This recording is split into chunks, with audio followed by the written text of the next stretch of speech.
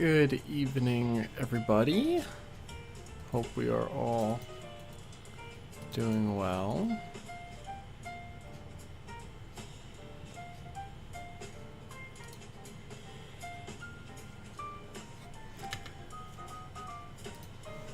There we go. Hope everyone's doing well tonight. Oh, let me actually. There we go. Mic's a little closer than it has been in the past. I'm slightly moved around a little bit, so I'm in my I've got my new desk all set up, which is very nice. I've got a nice hutch pegboard with some LEDs shining down. I've got a task light that'll arrive tomorrow. This is my new workspace, and I have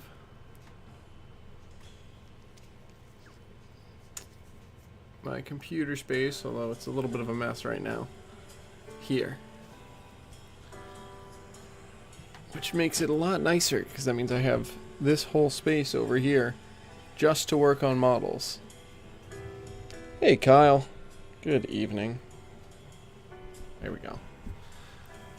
But yeah, I'm very happy with my new desk, and it's letting me do, it's gonna let me do a lot better work, I think. So we're gonna get into it. We're gonna pick up where we left off on my last stream with this Vermont Railway 40-foot boxcar. Gonna get that weathered, and yeah, that's where we're gonna go from. So how you doing, Kyle? How's your night going?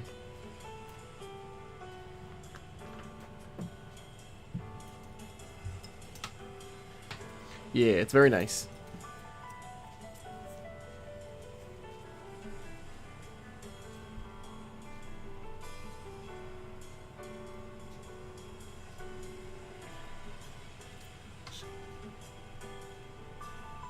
Let's get some paint going on my brush. Yeah, I'm very happy with this desk. This was my birthday present from my parents. Is this much better than the little, you know, the little folding table that I had before this.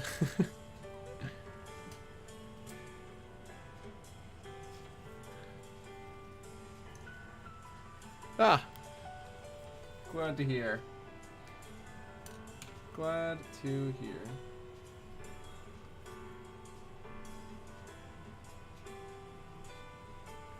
Just prepping my brushes here a little bit. There we go. I'm doing well. I'm doing quite well. Looking forward to Thanksgiving this week. It's gonna be fun. Haven't done as many streams as I wanted to this month, but you know, it's been fun raising money for National Diabetes Awareness Month, and I'm gonna keep the fundraiser going all next month too, probably. But that's what all the, you know, the bar and the top and stuff is, and the QR code goes to that. So that's been fun this month, and I was hoping to do a few more, but got busy. Just life generally. But I'm doing well. Work's going good. Enjoying work, which is nice. Yeah, things are going well, and you know, working on trains, so I can't complain. Let me get my rust color mixed up here.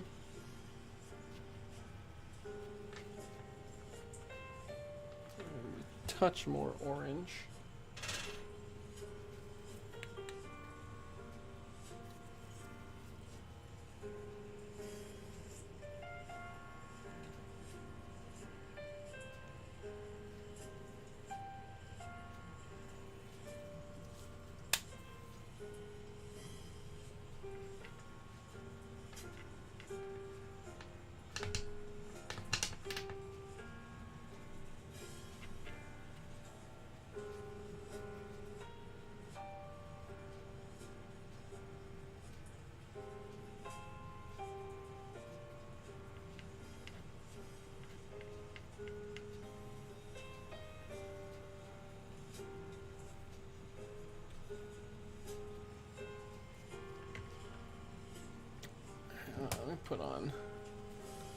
to put on my headlamp here so we get a little better light.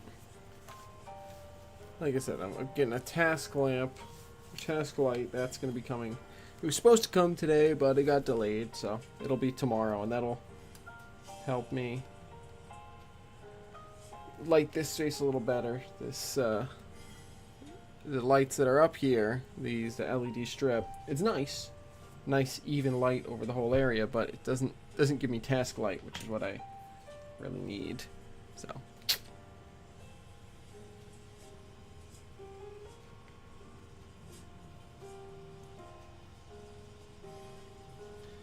yeah, that's a good color.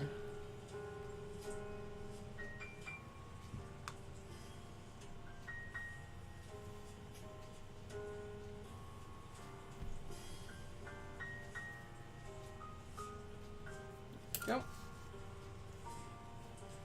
Alright, it's starting getting a little bit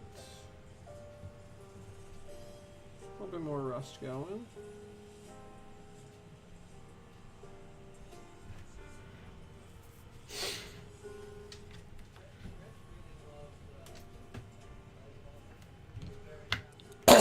Excuse me.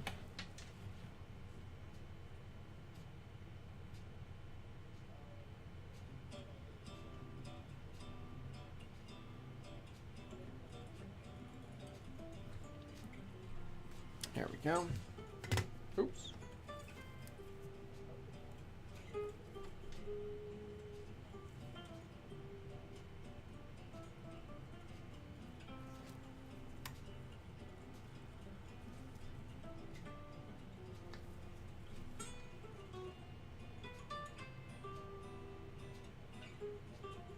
Put some rust on these rivets.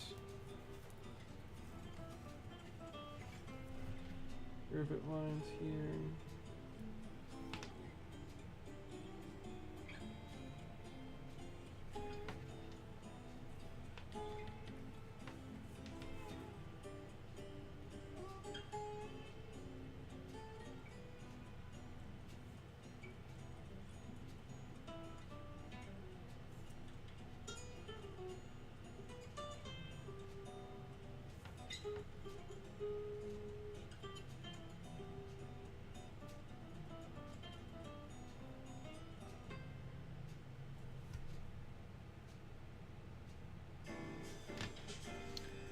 Go, get this rust going down here.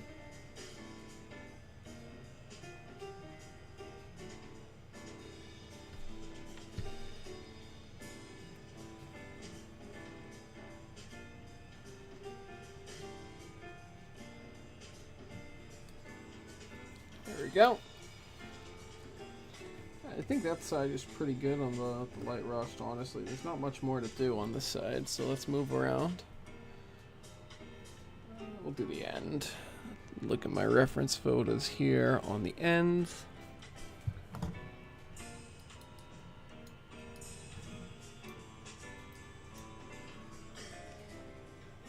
Yeah, there we go.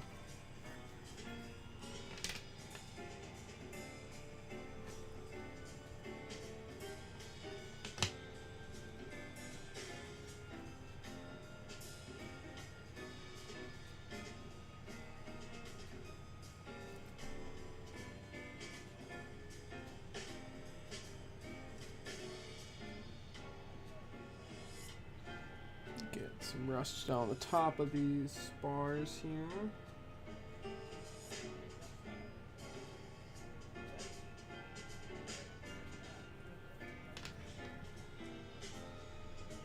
And then we'll come back for some grime because the end's been very grimy.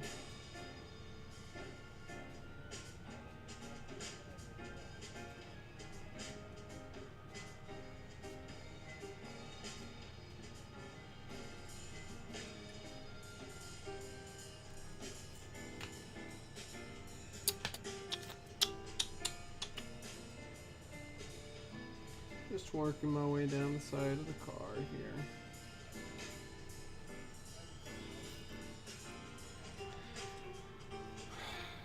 Really wish I had better light here for tonight, but I'll do another stream probably later this week, if not later this week, then early next week. And that should have my task light, and then that'll be hopefully much nicer for you all to see. But hopefully with the headlamp you guys are getting at least decent light coverage, and you're able to kind of see what's going on.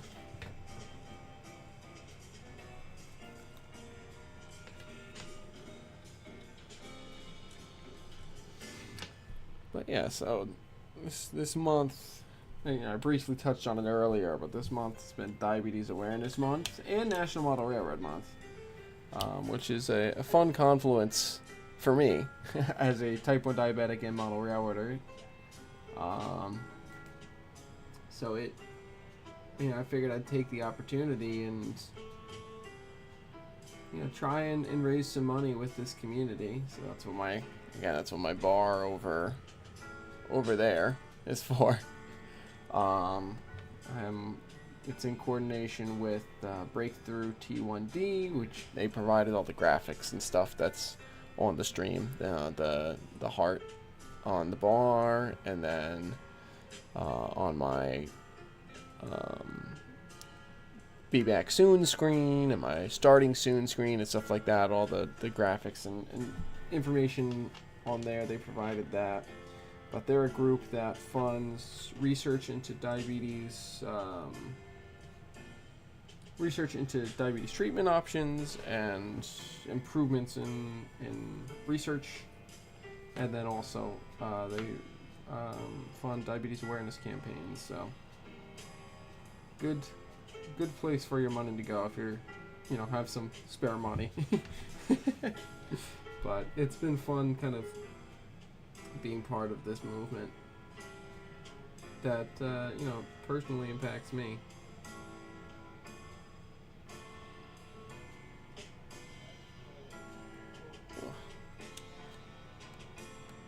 Got something in my... Ooh, there we go.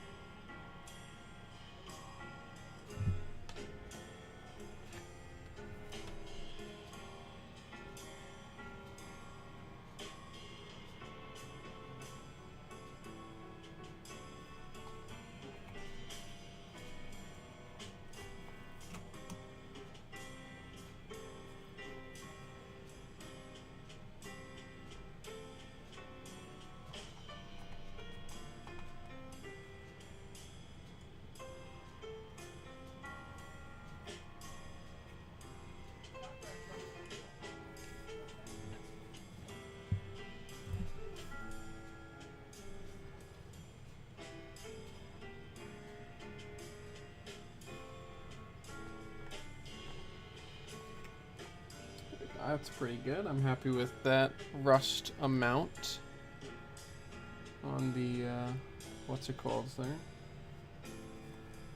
Rivet lines.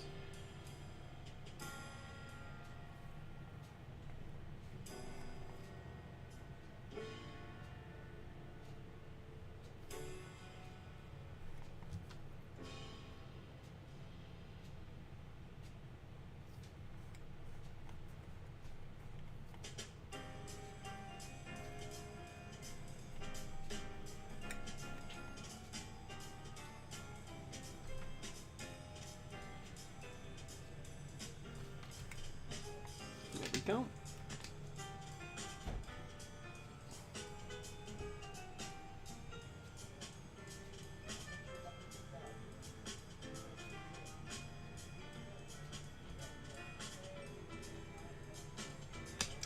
Right, next line down.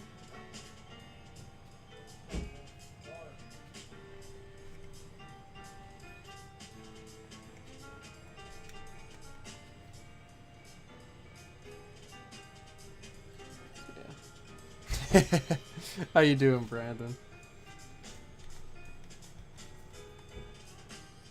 Just getting some rust done on this car here.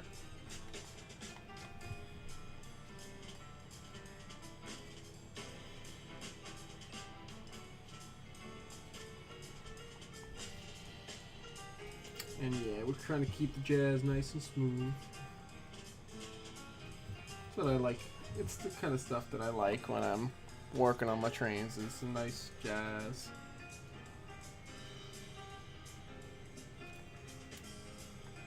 Ah, damn it. Oh, that sucks.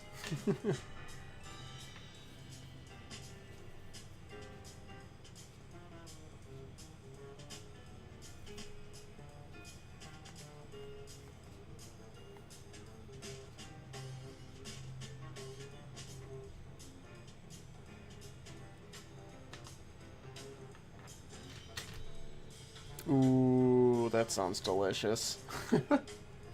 Gotta say, I am quite jealous.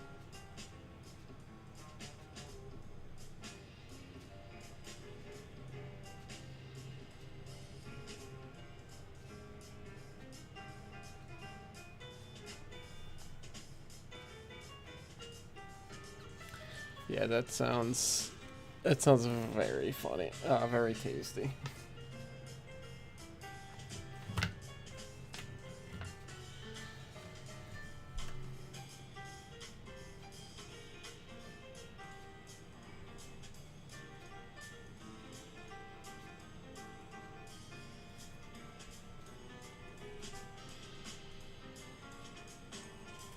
There we go.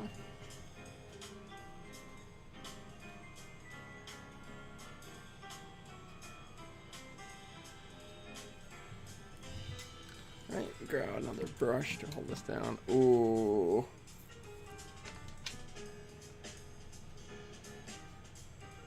Ooh. I love some good percussion.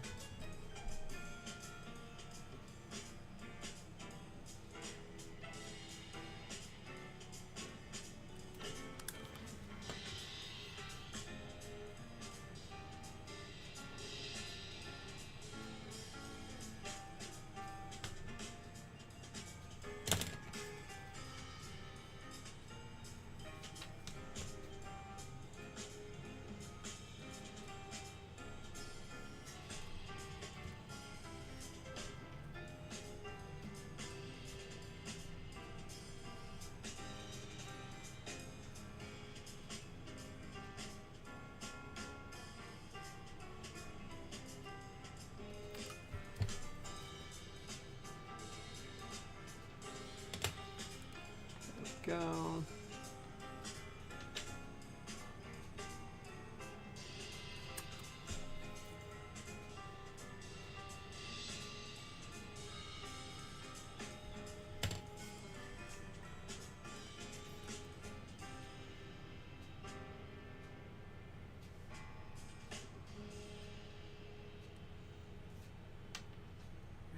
Nice.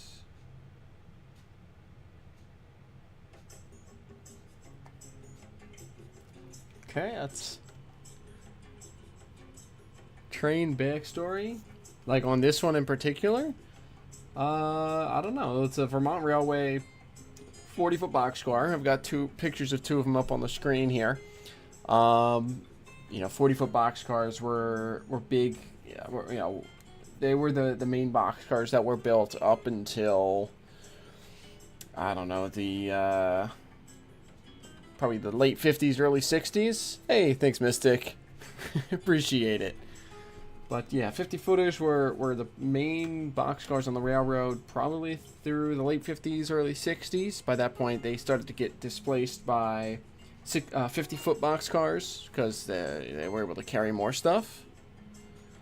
And at that point, they started to be pushed to smaller railroads, stuff like you know, class 2, class 3 railroads, but also on smaller railroads like the Vermont Railway. They stuck around a while because they were handling generally smaller loads, stuff like that, and they didn't have as much money to pick up some new cars necessarily, so they stuck around in service for longer. So by the 1970s and 80s, by the time I modeled, there's still around a few of them.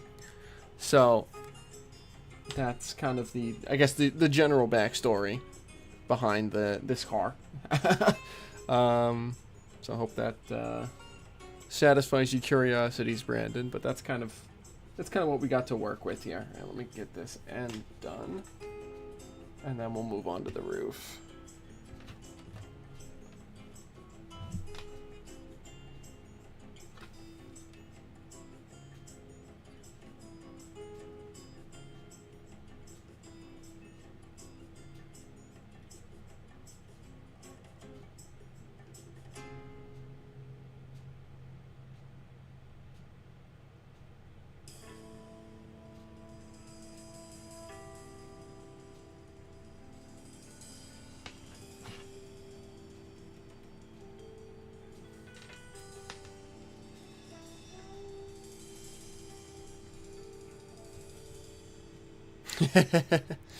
Yeah, transition era is really nice, but with my love of weathering, especially heavy weathering and rust and stuff like that, as well as my, just kind of a lot of things pointed me to the 70s and 80s.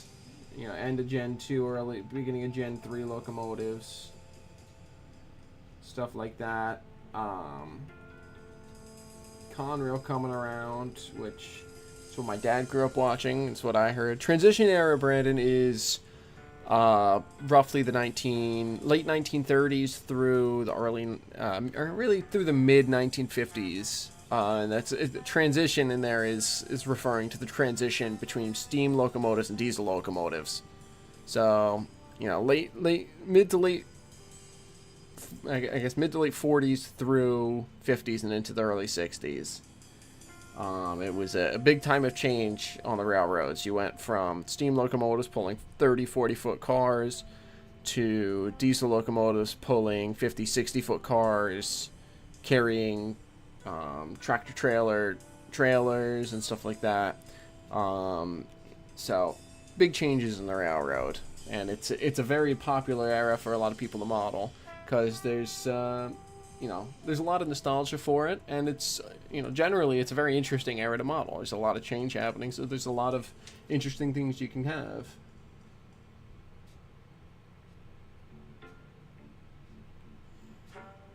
Yep, Norfolk and Western was the last holdout. Because they were basically their main commodity that they hauled was coal.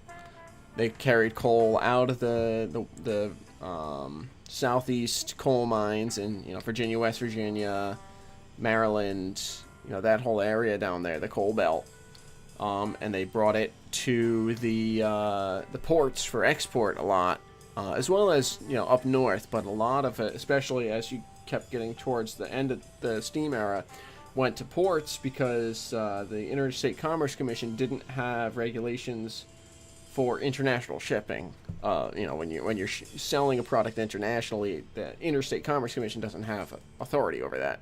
So they were a lot more profitable to sell overseas. And at that time, there was still a lot of coal-powered ships that most of the navies of the world, merchant marines, all those needed the coal to run their ships. So the NW made a killing off of coal, and since they had so much coal, they were not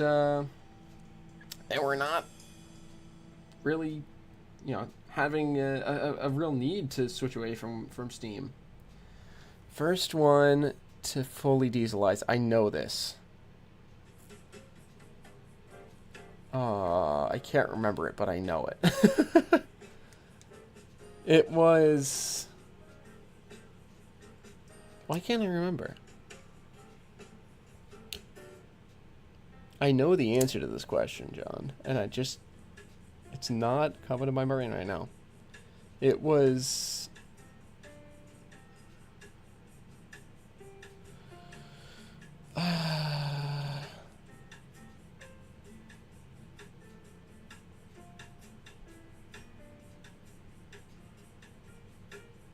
It's not CNJ. I don't remember. It's gone. It's left my brain. I'm thinking about it too hard, and now I can't remember it.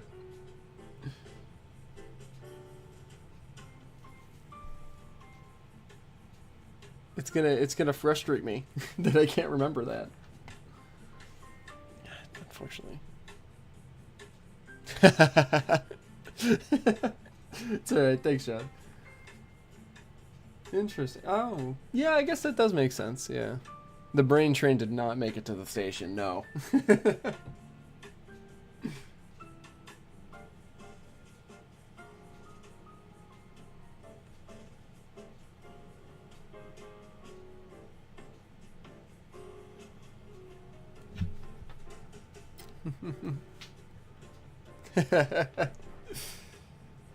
Very neat. It's fun trivia like that is always very interesting.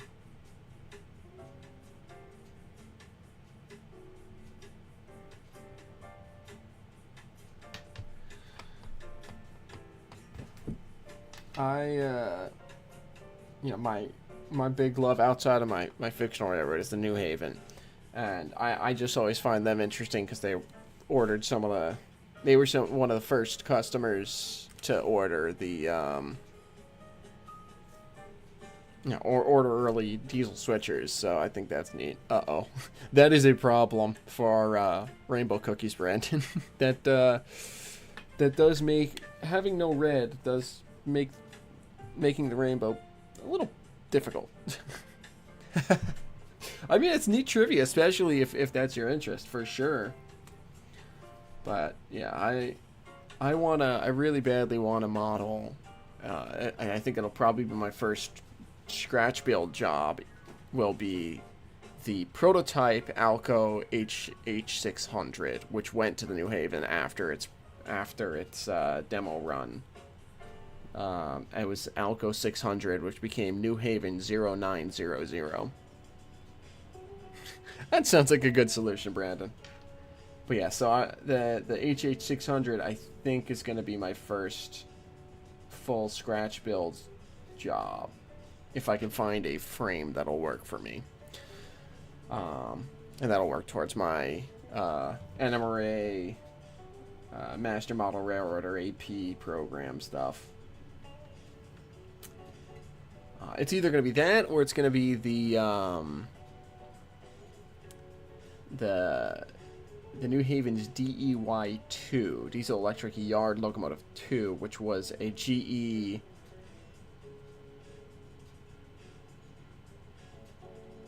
I think it was a GE 90-ton switcher. Sounds good, John. Enjoy dinner. But yeah, I want them on one of those two. Not because they were ever working on the Maybrook line, which is what I want to model, just because I think they're very neat.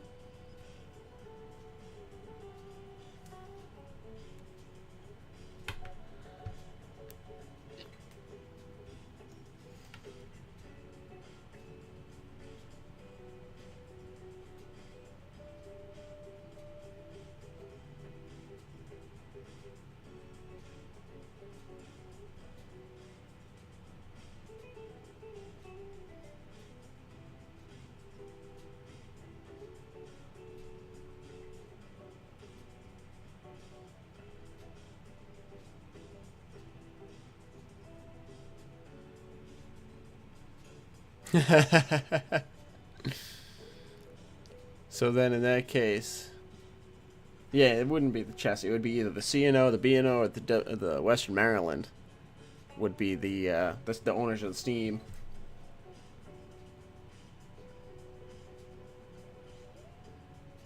Although there was the 2101 and 2102 were in chassis colors, so that's pretty close. Or was it 2100 and 2101? I think it was 2101 and 2102. I don't know. Whatever. You know, the chassis seems steam special.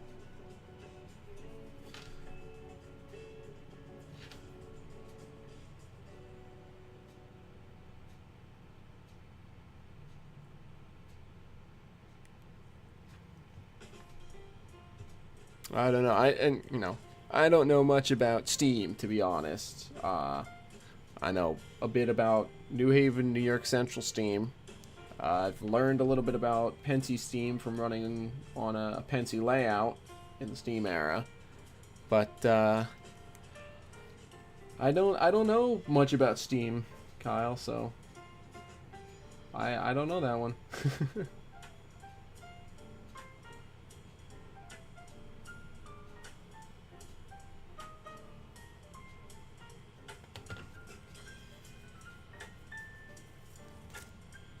Ooh, cracking my neck.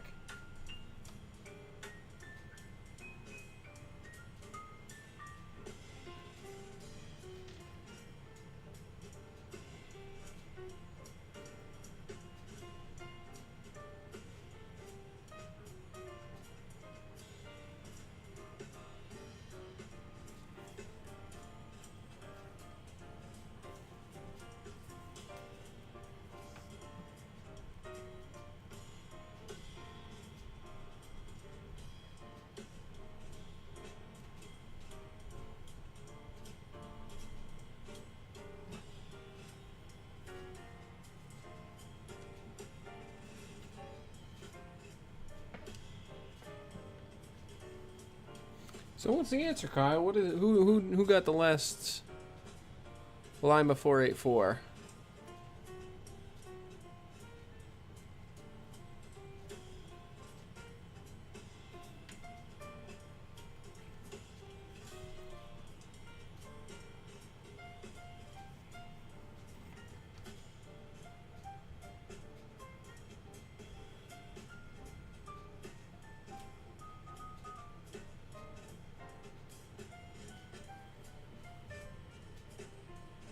Ah, nice.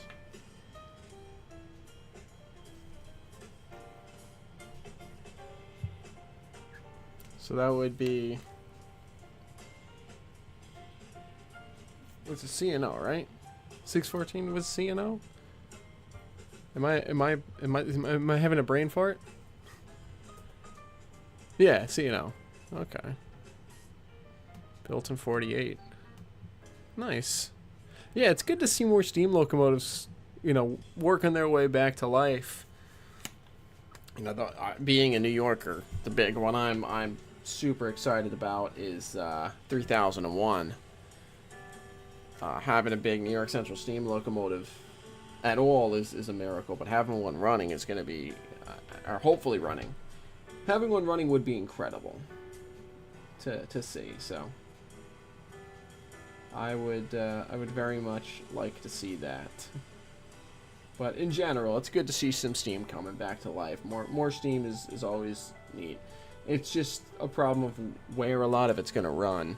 So, but hopefully things are looking up for people who are fond of them.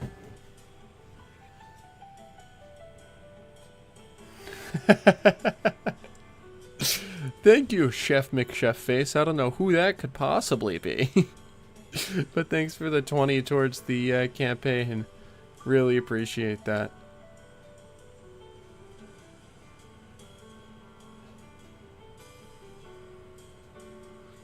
And Kyle, I'm assuming that last steam engine's built by Lima in the U.S. because I know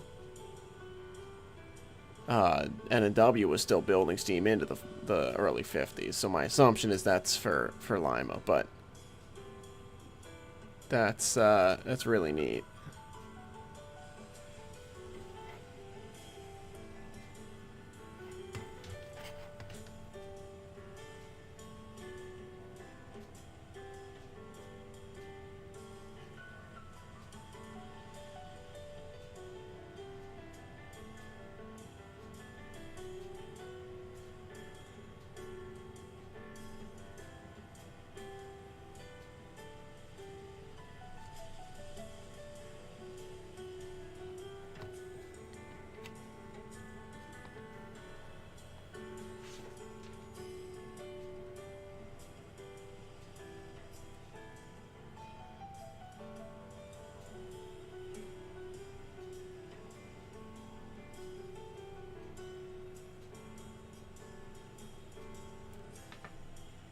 This roof is looking a little bit rough. I'm hoping I can kind of clean it up a little here, but it's definitely not my best work here.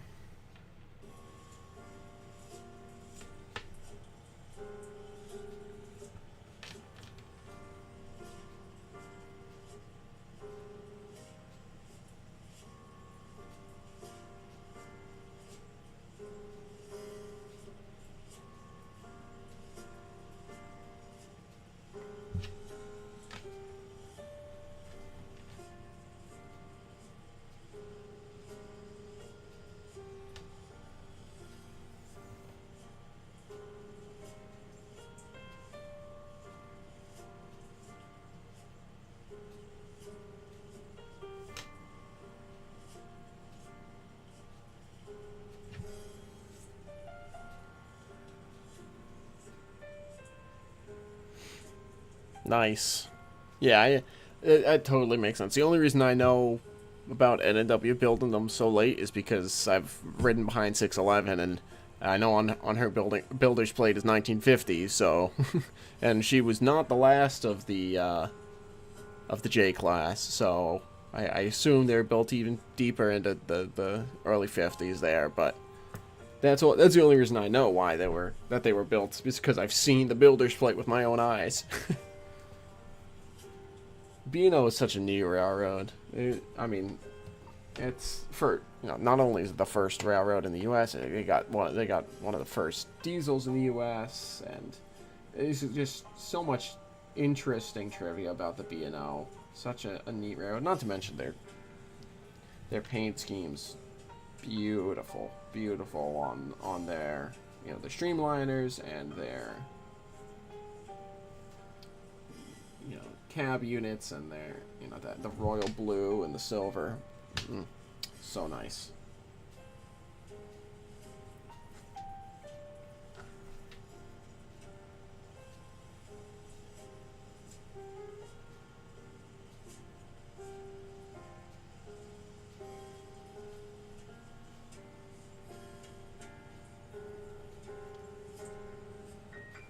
Yeah, this side looks a lot better than that side. That's really rough.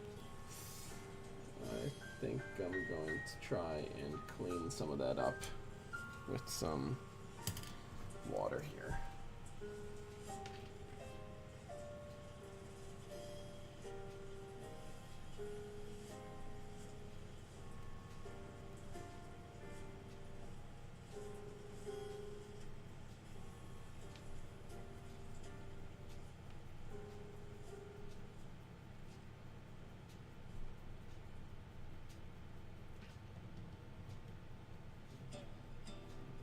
There we go.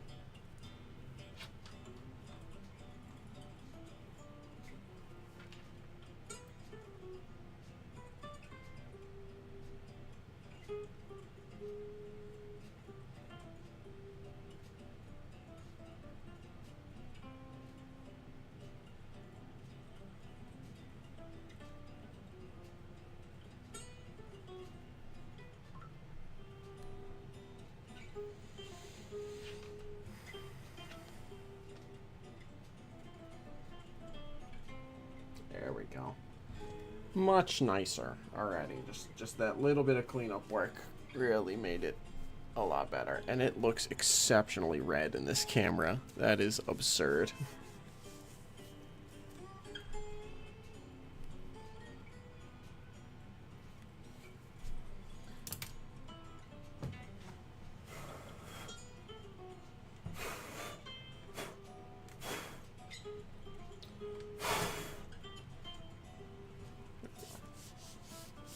Blowing out my candles because they were getting kind of low. I gotta get some new candles for this room.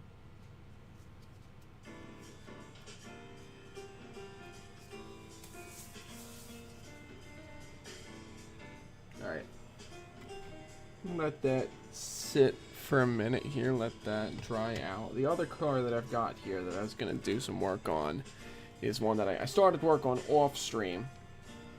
This is the Platteville-Calamine Railroad boxcar that I picked up recently. It was part of the Microtrains Heritage Collection from the 90s, 2000s. This one's from 03. But the Platteville and Calamine was Gordon Odegaard's model railroad, and he was on MR's staff for 40 years, model railroader staff. He was an N-scaler, and this was his fictional subsidiary of the Milwaukee Road, which is why it's got the Milwaukee, angled rectangle and font and everything. But I've been trying to pick up more and more fictional road boxcars to tie my story in with theirs, because I think that'll help really build out the world that I'm building around my railroad, so I think it'll be good. But while the roof on the Vermont car dries, I'll do a little more work on this guy. I'm just gonna clean my brush here first.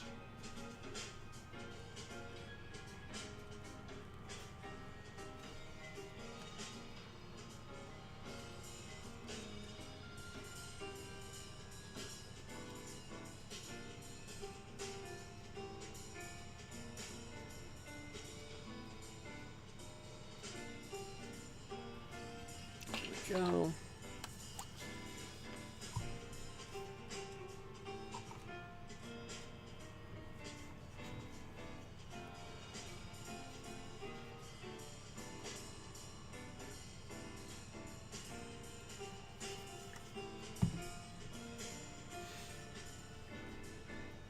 Just treating my brush a little bit here, that way it's nice and ready to go.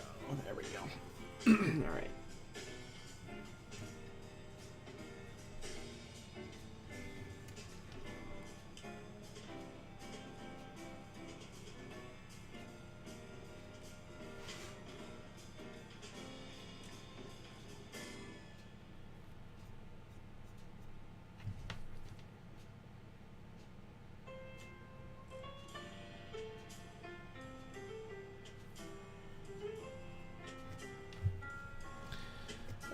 This car is just gonna get a very light rusting down the sides. Not nearly as heavy as the Vermont car, but you know, a nice little bit of rust. A little bit more on the door, just touches.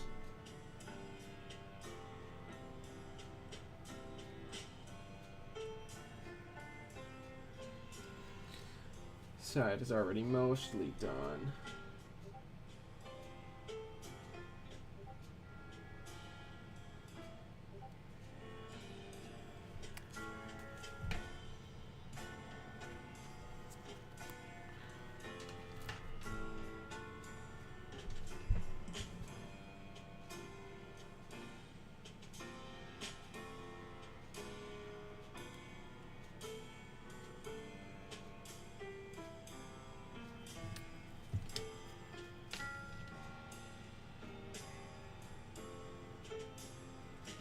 There we go. I like that.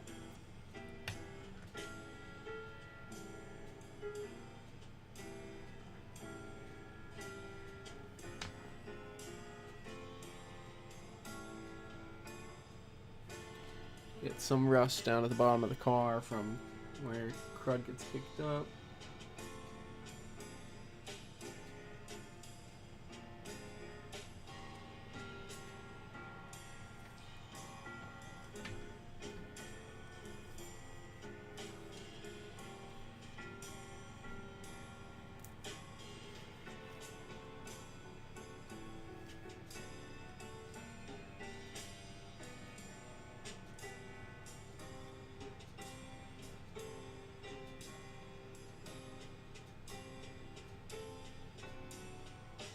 There we go. That's good.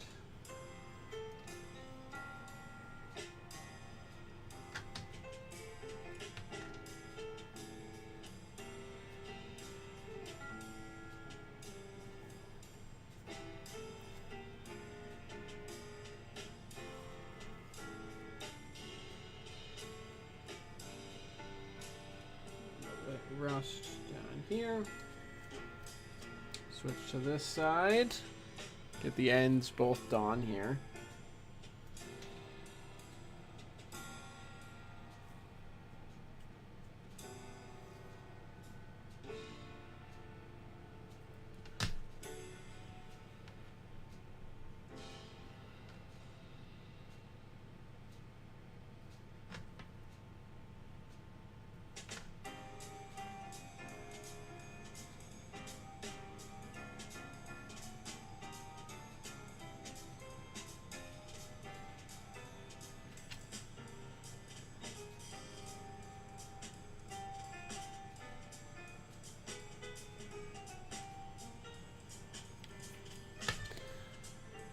Best train color? Well, that depends. Are we talking about a locomotive? Are we talking about a freight car? Are we talking about a passenger car? You know,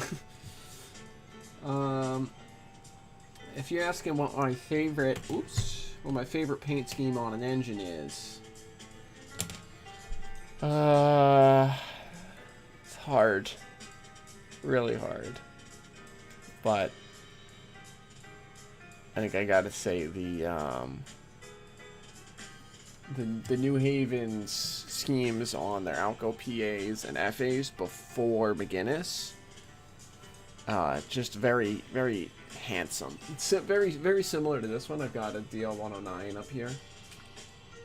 You know, it's a nice green with gold stripes, and then they had like a sunny orange with black stripes. Very nice stuff. But yeah, and if you're gonna force me to go outside of New Haven, I probably would say the last Conrail paint scheme with the big white stripe and the white front, which is, you know, the blue and then the white kind of T shape on the front, Conrail quality centered on it. You know, it was the machine that was on the SD80 Max, and the SD70 is a nice locomotive to look at. So that's what my favorite paint schemes are. I'd have to say the McGinnis scheme for New Haven is very nice, with you know, black, yeah, orange, and white in kind of some you know, very nice shapes going down the sides with some angles crisscrossing them.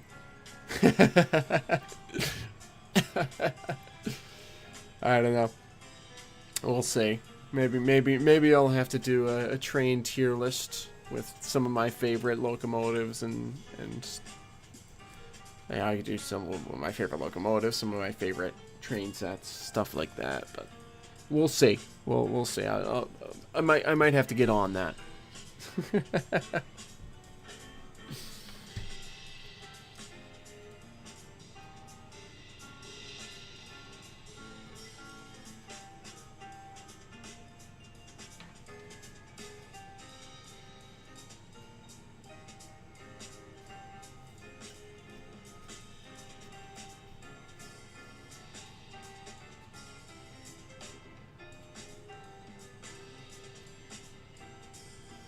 There we go.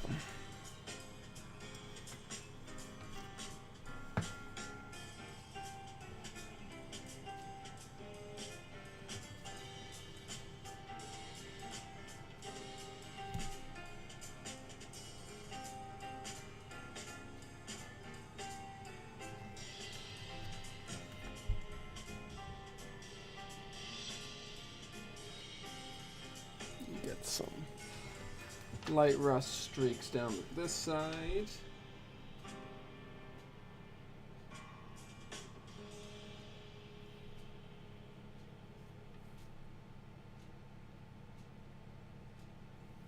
Don't do that, don't do that. There we go.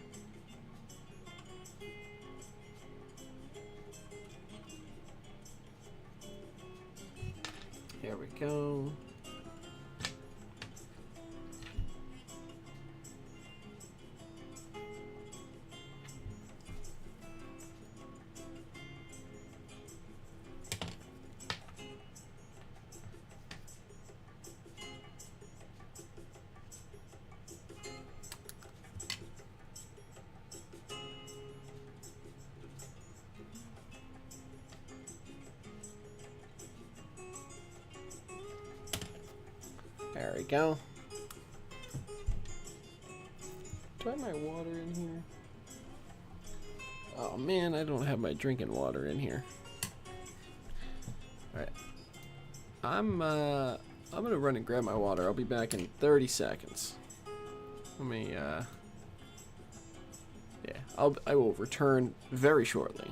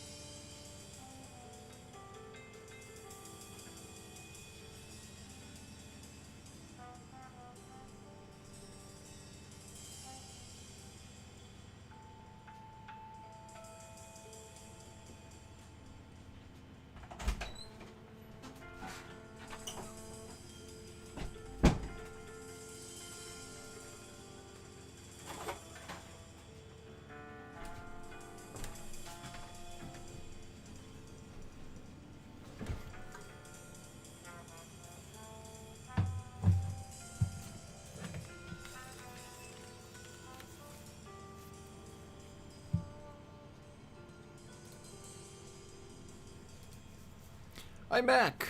I told you I wouldn't be gone for long. Alright, back to work here. I just needed to grab a drink of water, which I've got my my water here now, so I am hydrating well.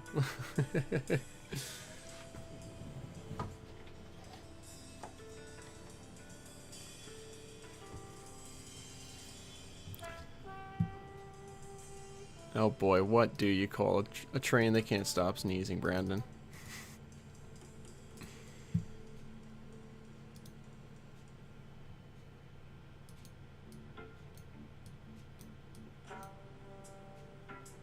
Oh boy.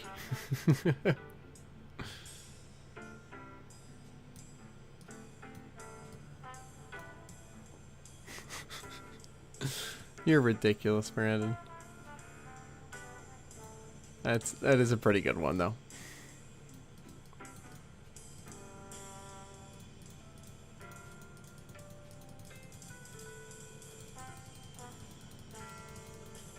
I'm just trying to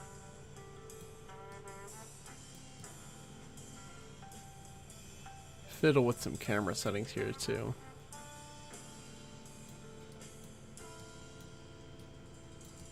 Just try and try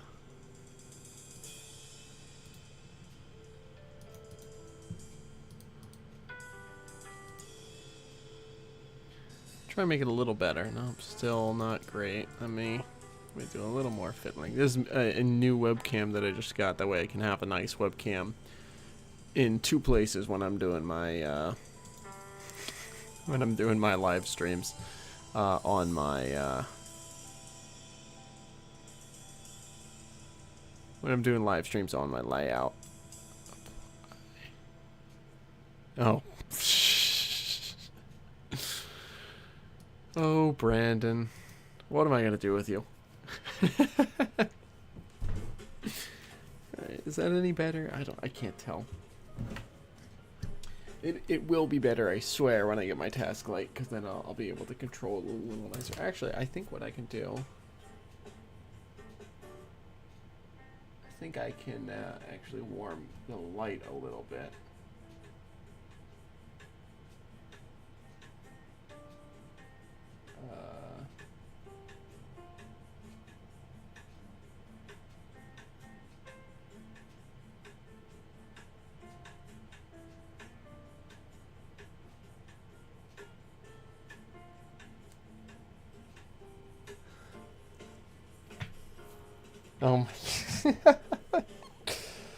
Brendan, you are absolutely diabolical. You are diabolical right now.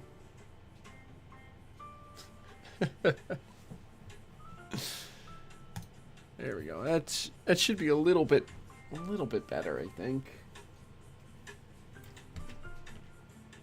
I don't know.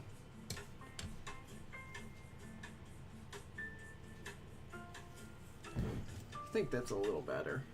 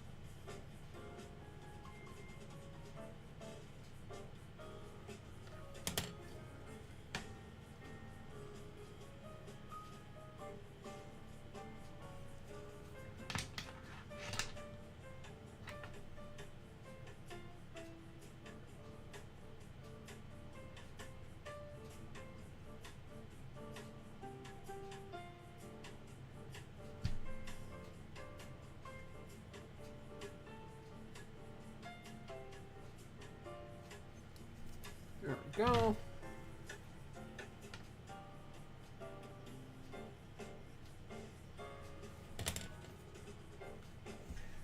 I'm gonna take one more shot at pointing out in the corner, that corner. I've got my progress bar on the campaign that I'm currently running with. Breakthrough T1D this month, November, has been both National Diabetes Awareness Month and National Model Railroading Month. So, you know, I take the I'm taking the opportunity to try and raise some funds for a cause that could very well have a big impact on my life, as they fund research into diabetes care, and they fund diabetes awareness campaigns and stuff like that.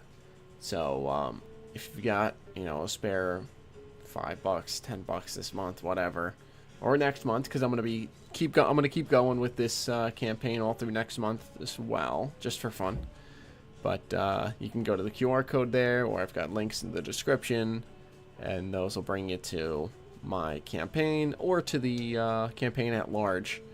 If you want to learn a little more about what's going on with that. So that's what that deal is up there. And I figured I'd give you one more descriptor of what all that is, and tell you all about it.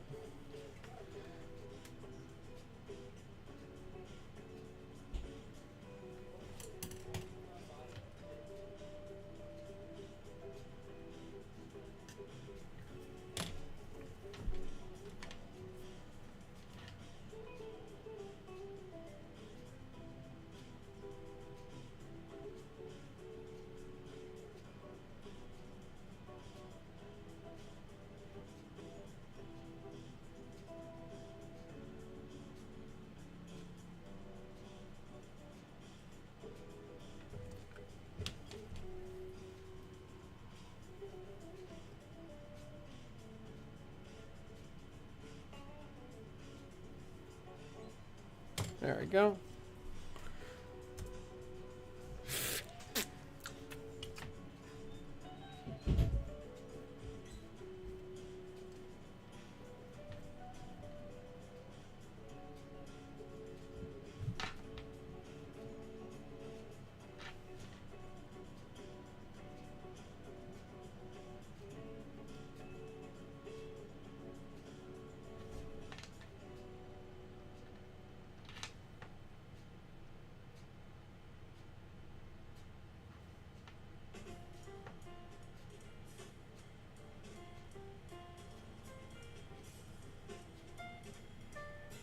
There we go. A little bit more rust there, and then we're going to get some down at the bottom.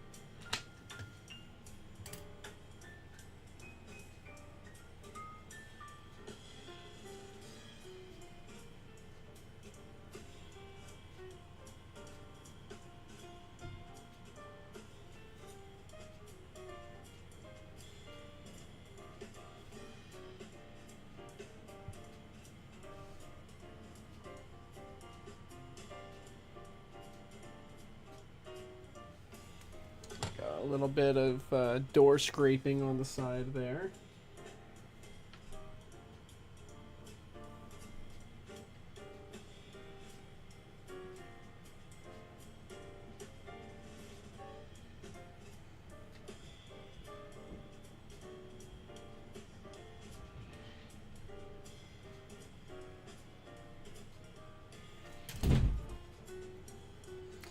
Do a little more, do a couple nicks on the side there.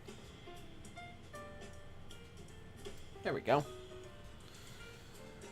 Pretty satisfied with that. And do another couple roof strakes.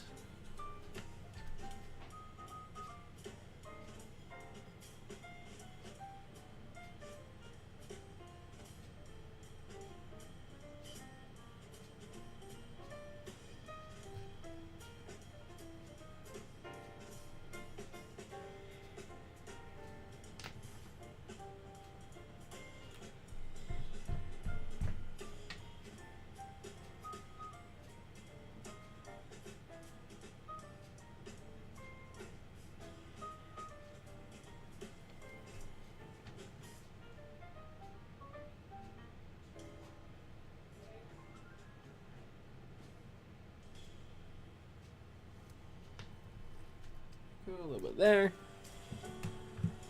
Okay.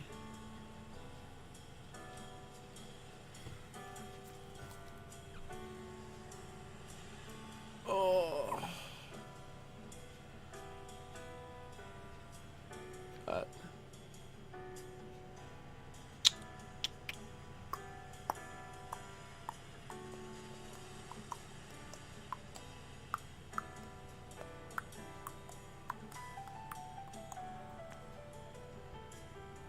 I'm just trying to pull something up on my other screen here.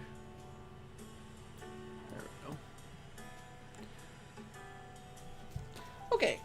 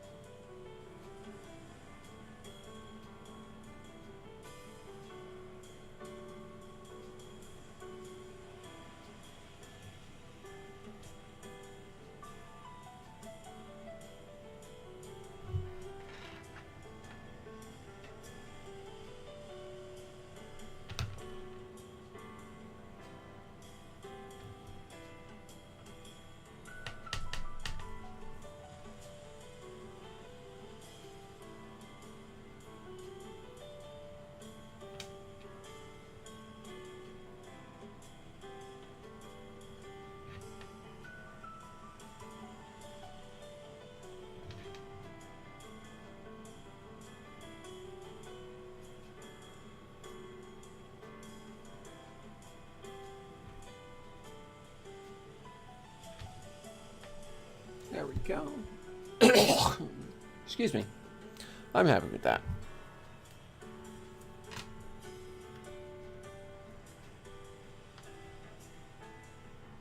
I'm going to go ahead and clean my brush here, and we'll move on back to the Vermont car. Excuse me. Goodness.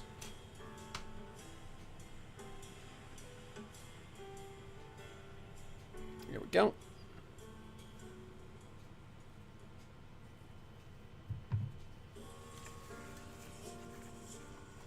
Take some.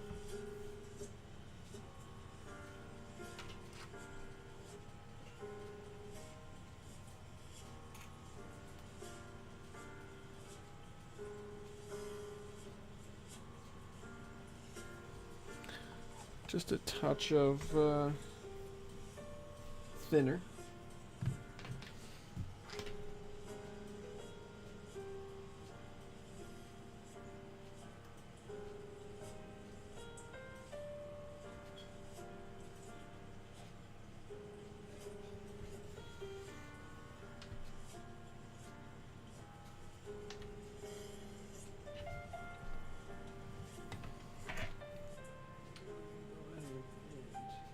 Fill it in right there. There we go. This is always my favorite step.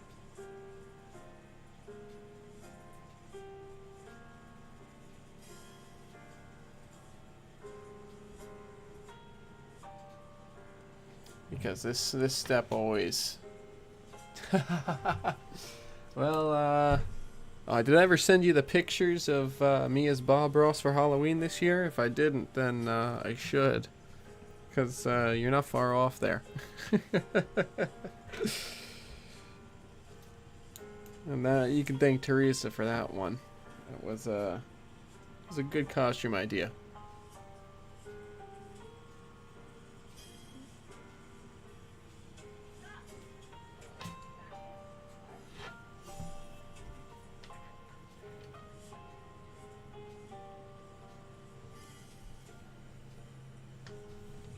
I'll have to send you those pics again. Dang it. Oh, dang it. Oh, dang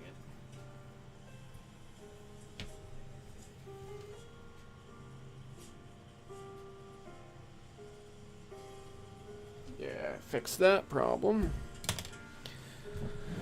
Where is... Oh, I know. Just gotta sneak over here real quick.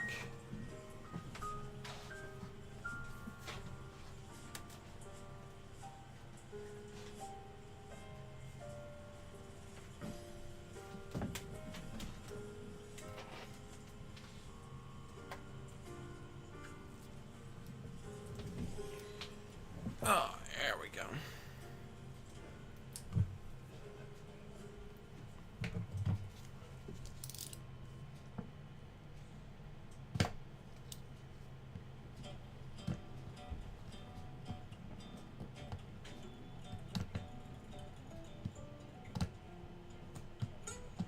Just shaving down a little bit of wood here to get a nice...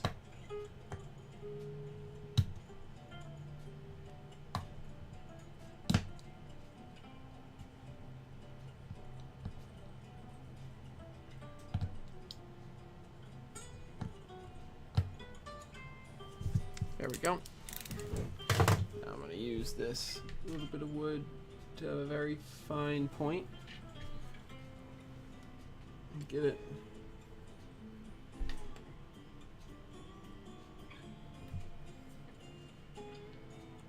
I'm going to get it right on.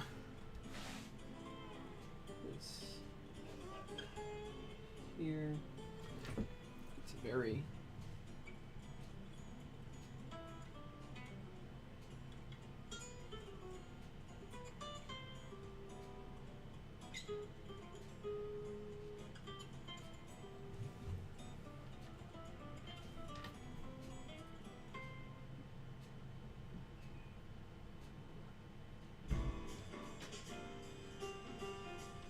Go. This step, like I said, is absolutely my favorite. It makes things just pop.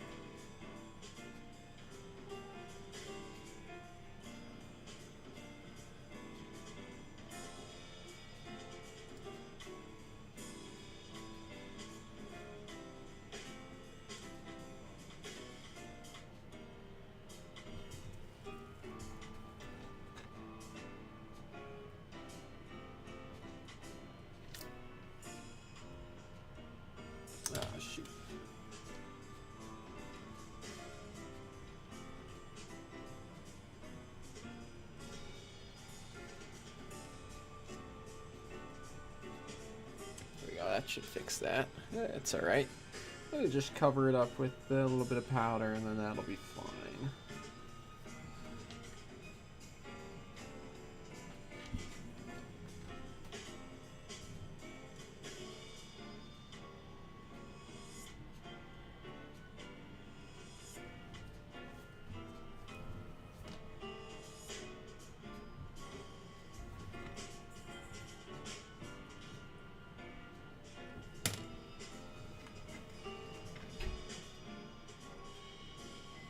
Ah, dang it. I've got too much on this little bit of wood right now.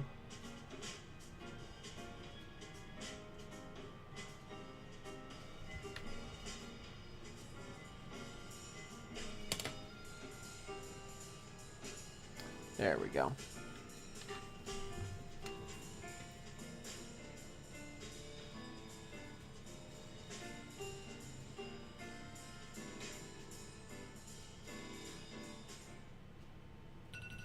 Oops. There we go.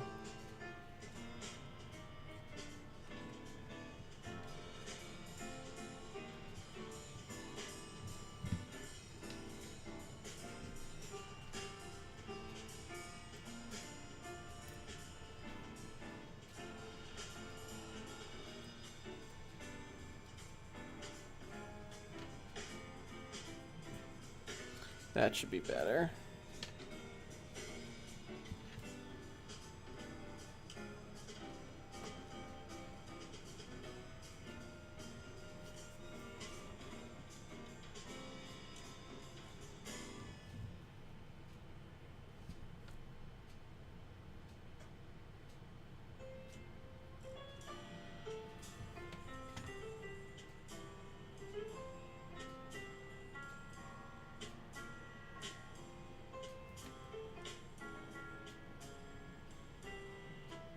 That's much better. Hey, there we go.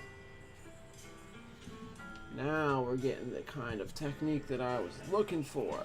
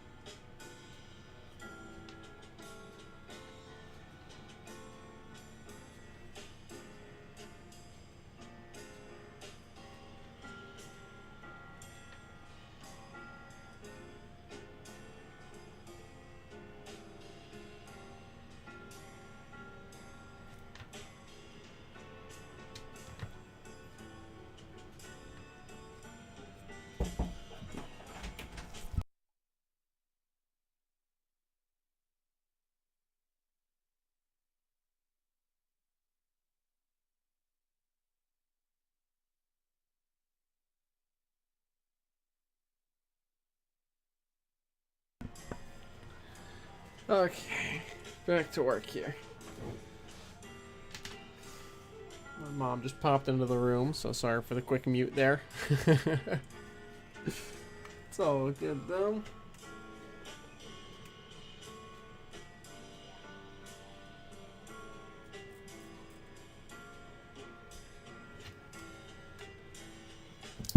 Oops, sorry. Oof.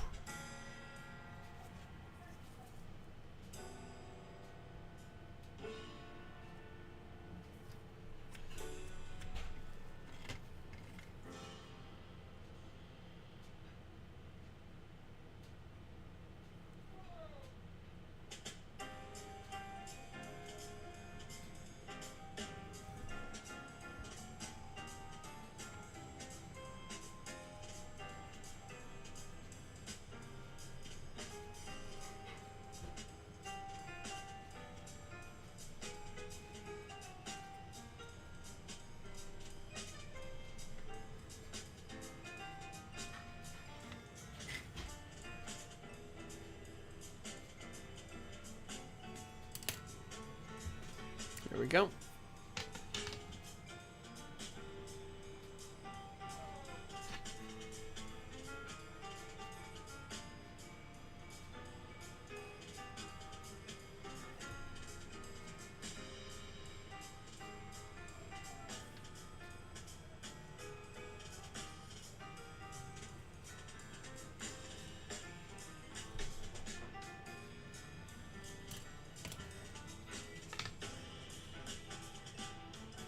I just realized I never hit the undersides of the door here.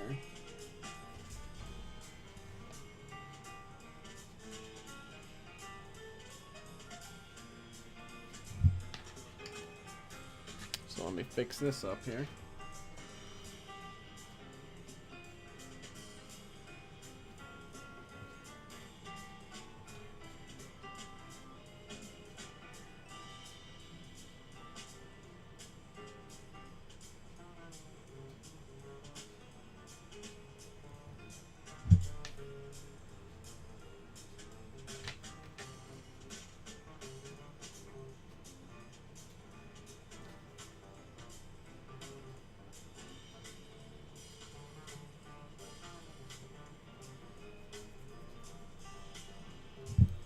There we go. Oops.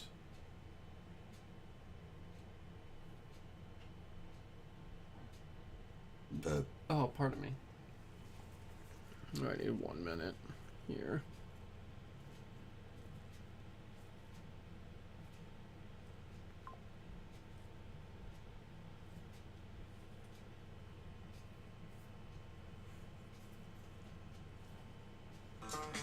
Okay.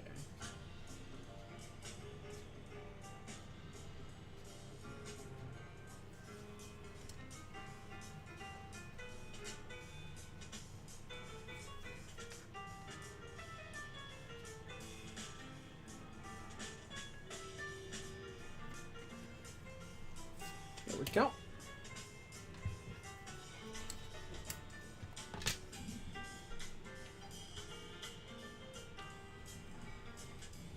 A little more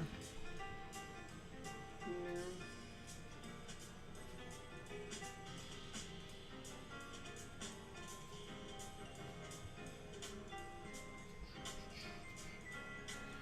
Working away.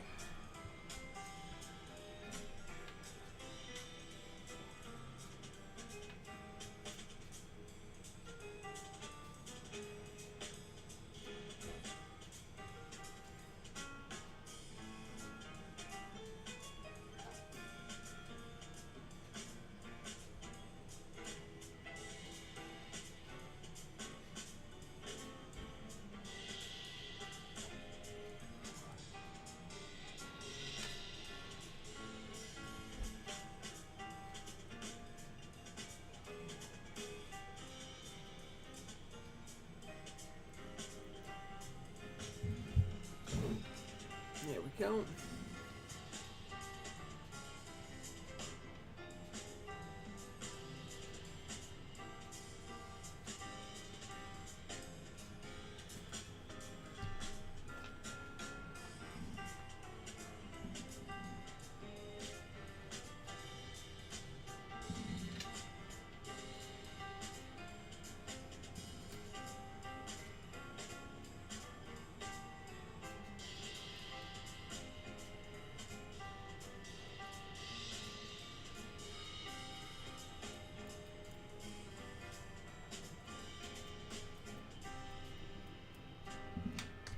Go.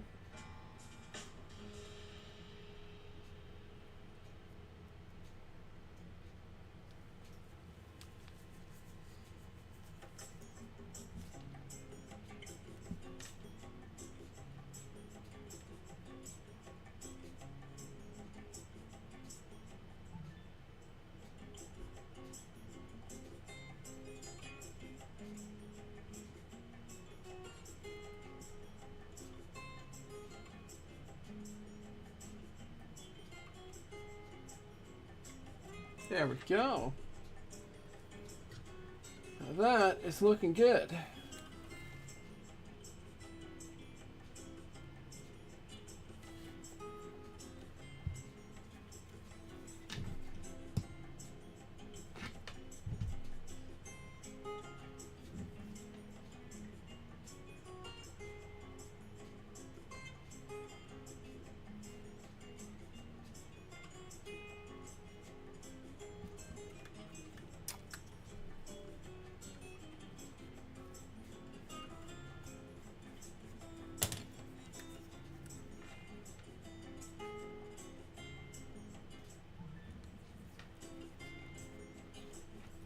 That's good. That's very good. Hey, welcome back, John. This car is coming out quite nicely.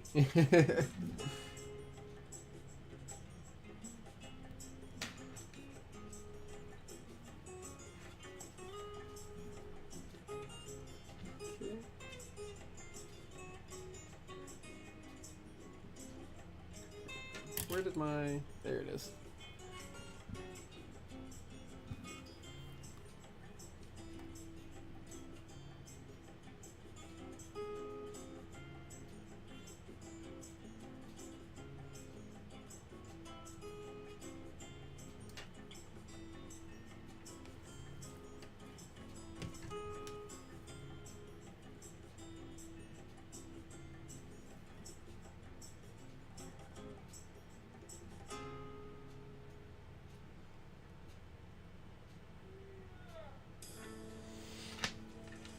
How was your dinner, John?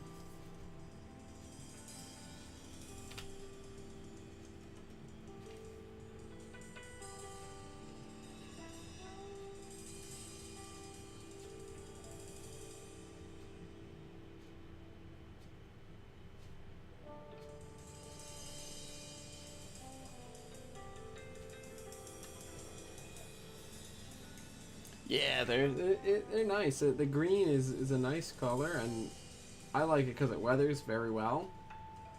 You know, the browns and oranges of rust and grays of grime show up real nice, but they are very nice cars, and this one is coming out beautifully. I'm very happy with it.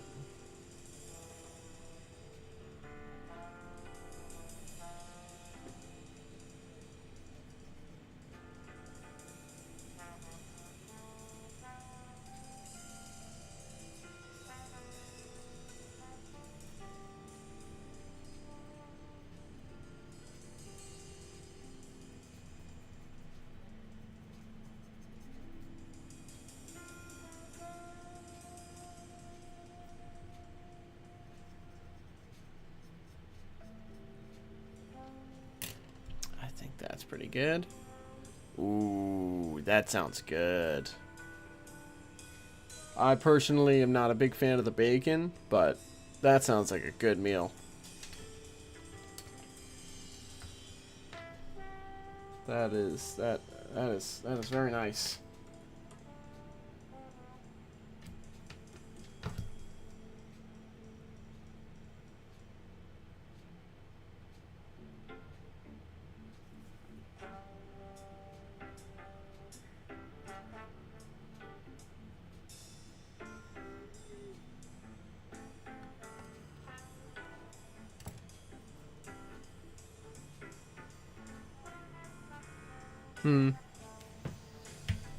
I'll take your word for it.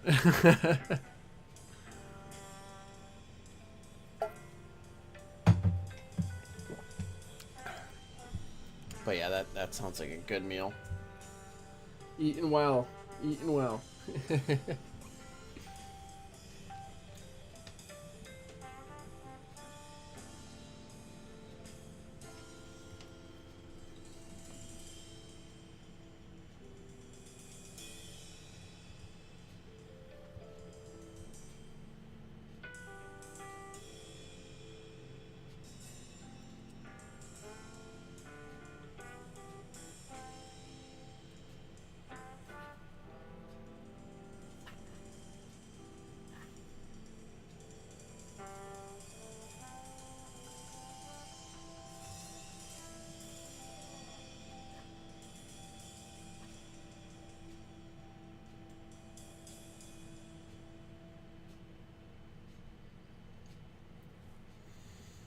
Yeah,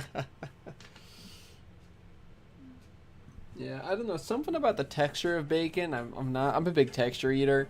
Something about the texture of bacon, no matter if it's crunchy or if it's chewy, something about it I don't really love.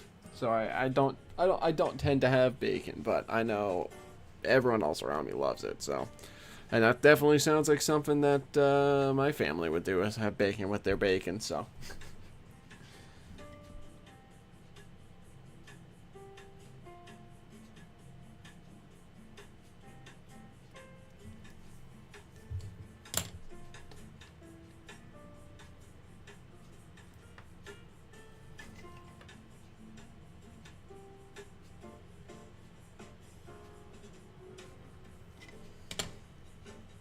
we go.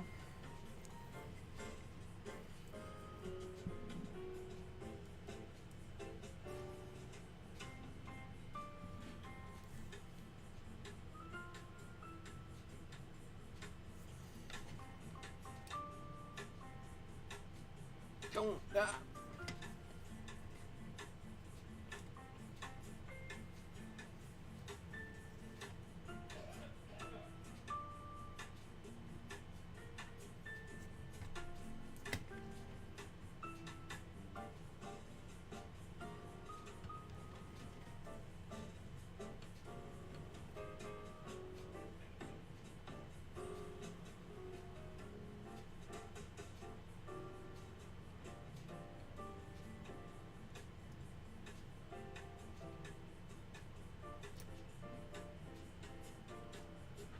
Thanks. It's definitely coming along very nicely. I'm just using some of this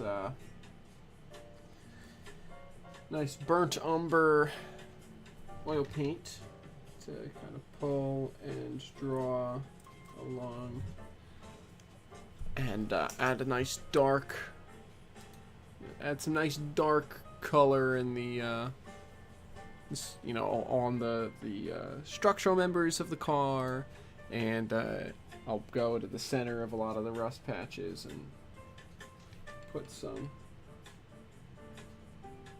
up here.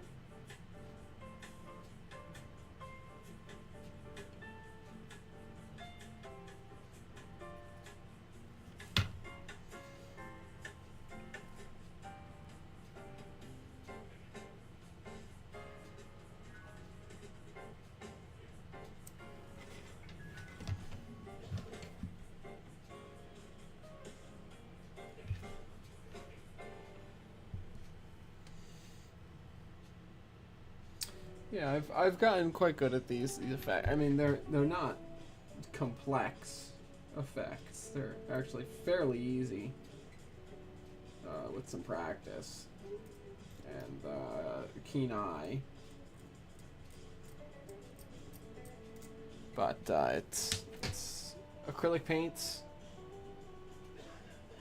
for light rust, and then oil paint for the dark rust, and you mix the acrylic paint and you make a couple streaks and stuff like that.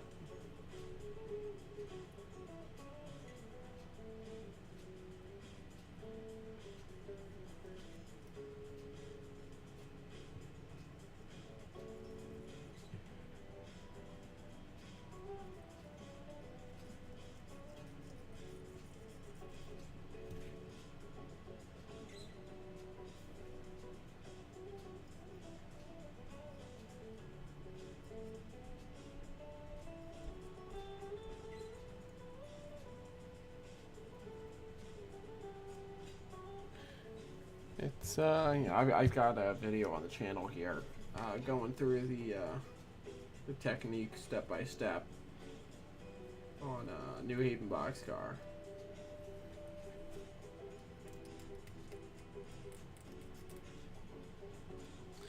But it's an effect that's served me quite well.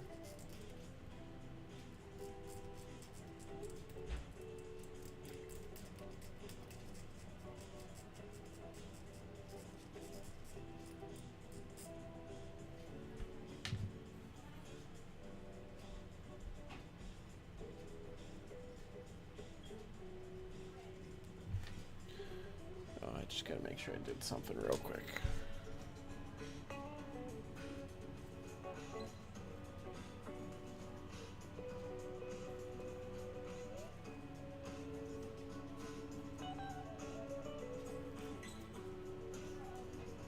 Okay, we're good.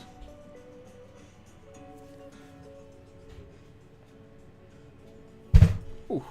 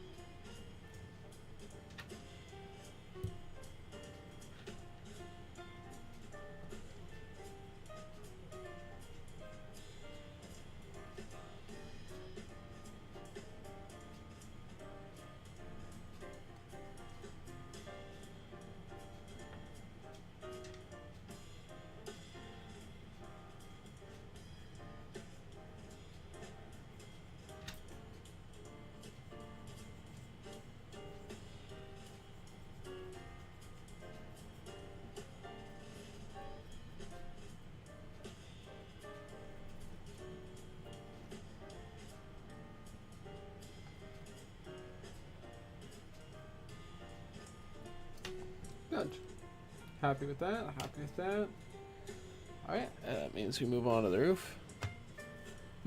Yeah. That's, yeah. My neurodiversity dictates that I have a texture eater, and if I don't like it, I can't do it at all. That's why sushi is a big one for me. Like, as long as the food is the seafood is cooked, which means it makes it not sushi, then I'm good. So I eat a lot of shrimp tempura rolls or spider rolls or stuff like that when I get rolls. And I'm okay with salmon rolls, but as soon as I feel that fish texture, I can't. I'm out with the sushi. So, but I do enjoy the rolls that I do eat, and find them very tasty. It's just when I can't do it, I can't do it.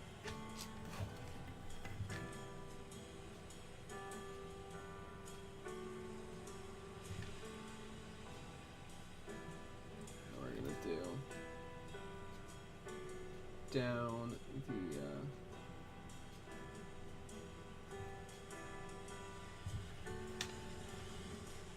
the bridge of the car.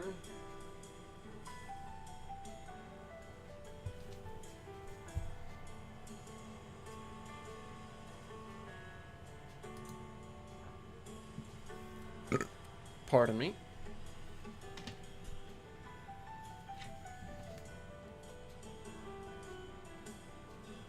I think what we're going to do is we're going to finish up this car. That is very fair. And like I said, I like a lot of rolls. Just, you know, not all of them.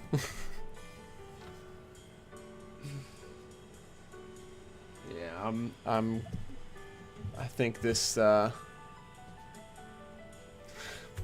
you, Brandon. Yes, it does. It does go, huh? Something's fishing about this. But my girlfriend is Polish, so we're gonna make some Polish dishes this year,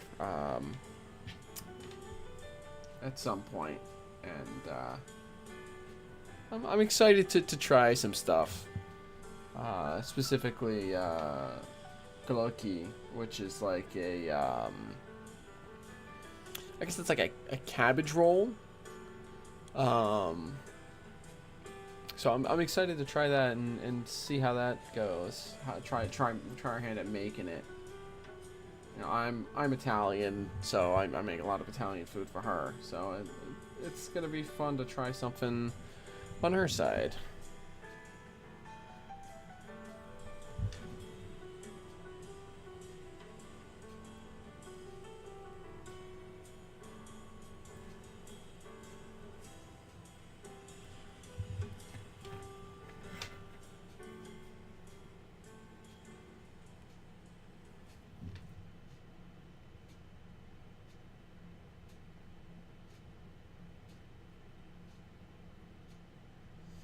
Yeah, I think it'll be good.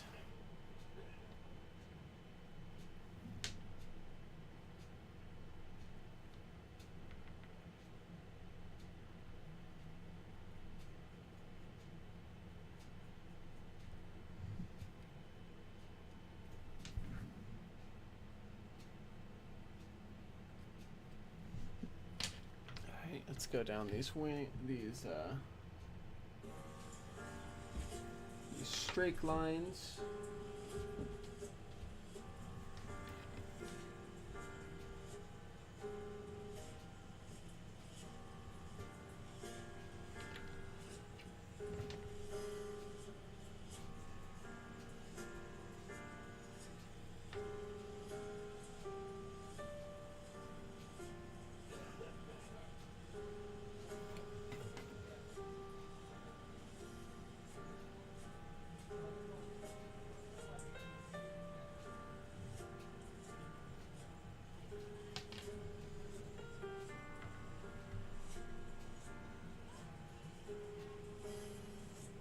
I'm not sure either.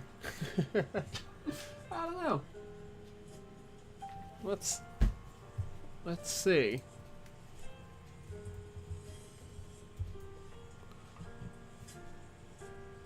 Goulash is Hungarian, so neither actually.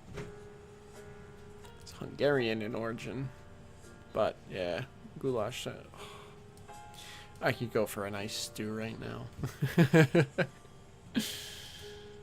I do love myself a good stew.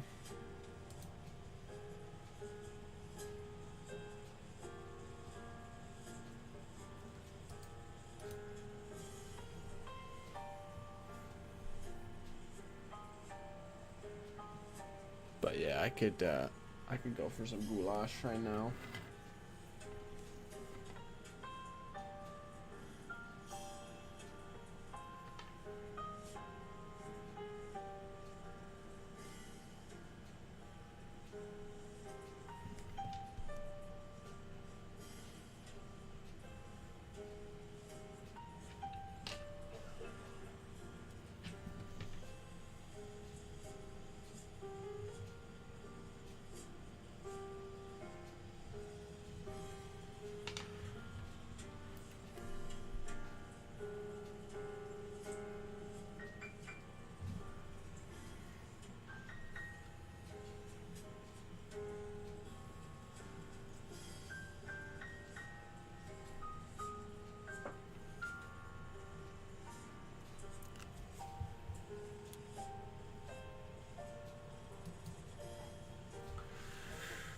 Okay. Oh.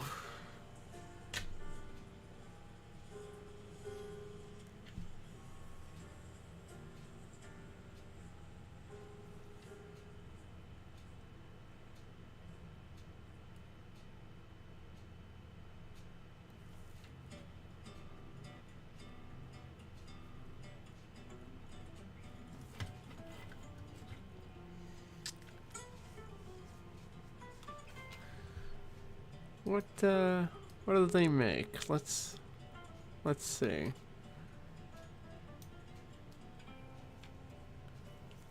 I'm not familiar with him.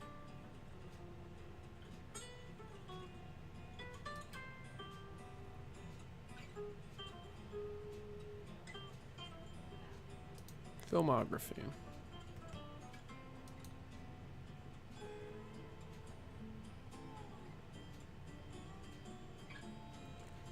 I don't know if I'm familiar with any of his work.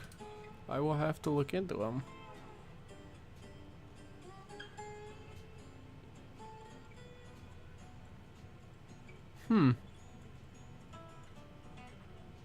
Nice. Yeah, I'll have to look into some of his work. But I'd never heard of him before.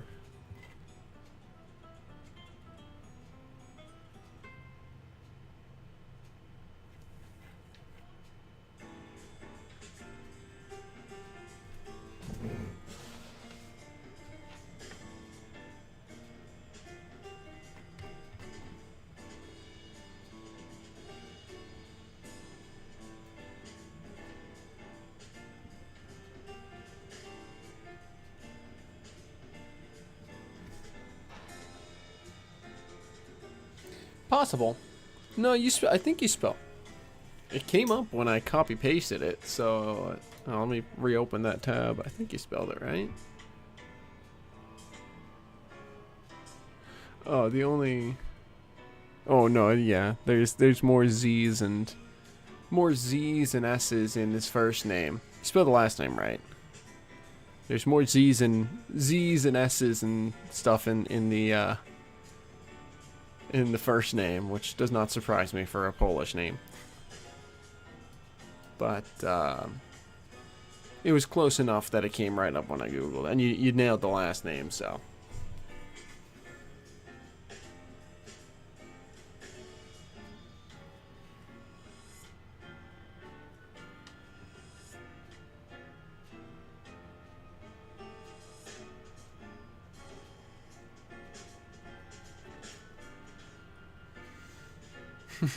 Always more consonants. If it's Eastern European, always more consonants.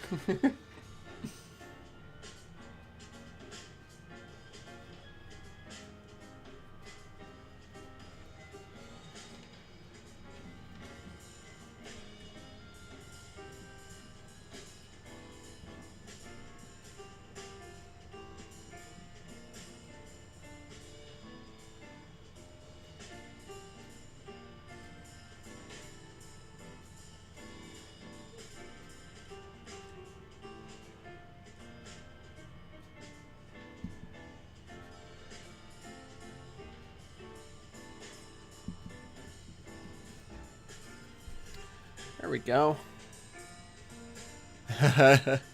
Indeed.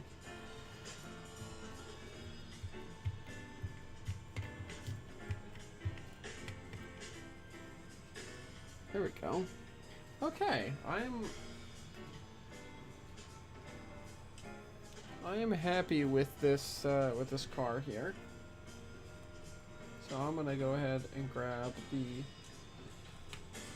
trucks and couplers. We'll do the trucks and couplers, and then we will we'll wrap up for the night because it's 11:30 here, and I've got to go to work in the morning, so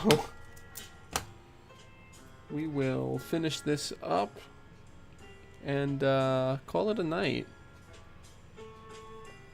Maybe I'll be live again tomorrow. Maybe I'll be live again some other night. I don't know. Hopefully I'll be live again some other night this week, and if not, then I'll be live again early next week. But yeah, this is where we're at.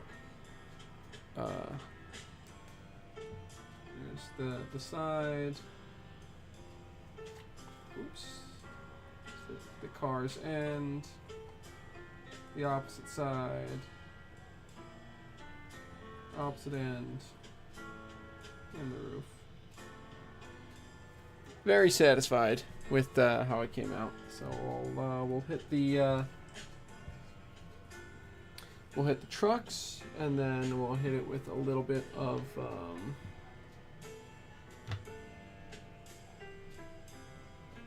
we'll hit it with just a little bit of powders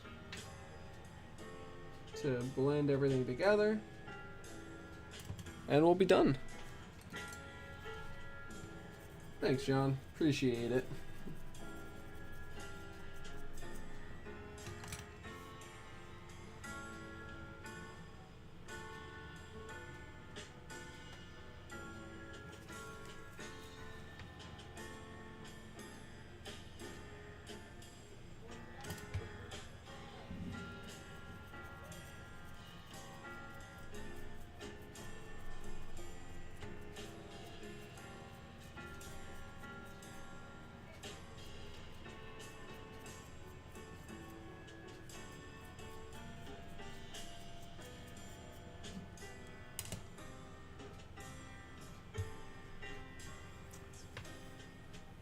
Fade out the black of the trucks.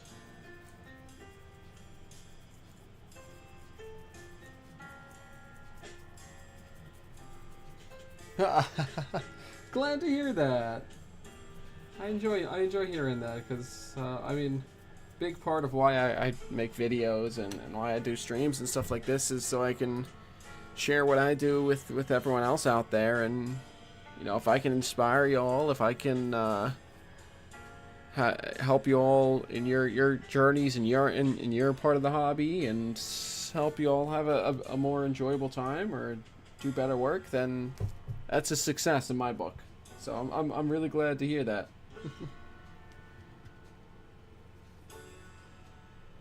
All right, we will leave that there.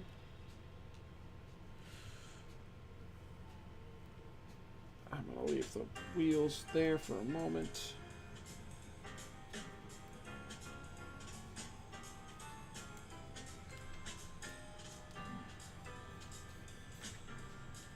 Okay.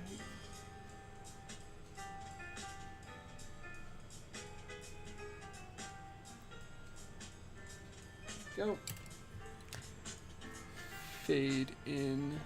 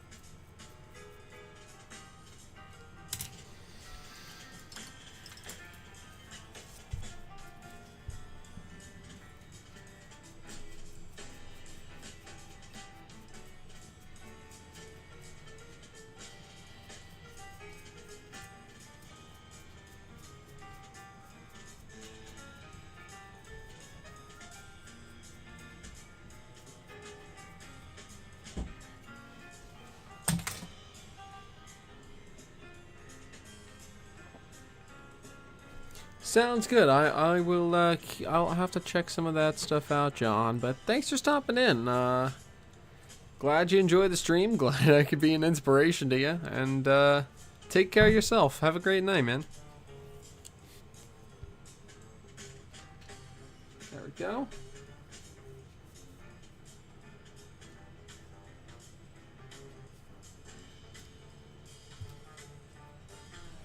Right.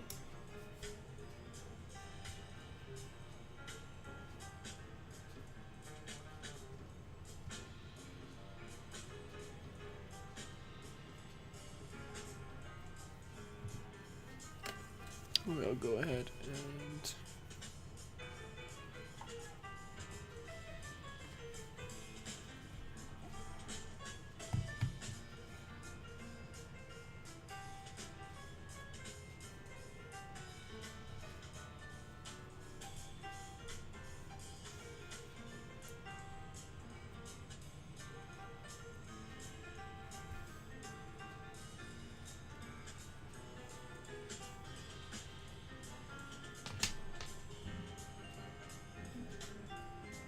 I'm gonna go ahead and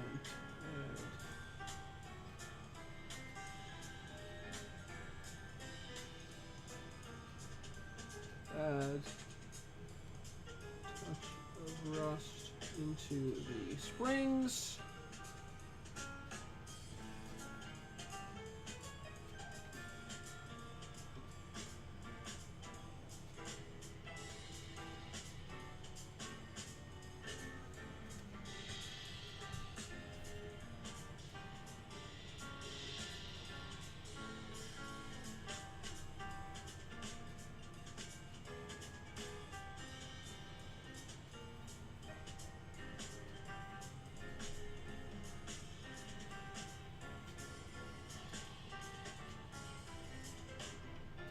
There we go. Right. And now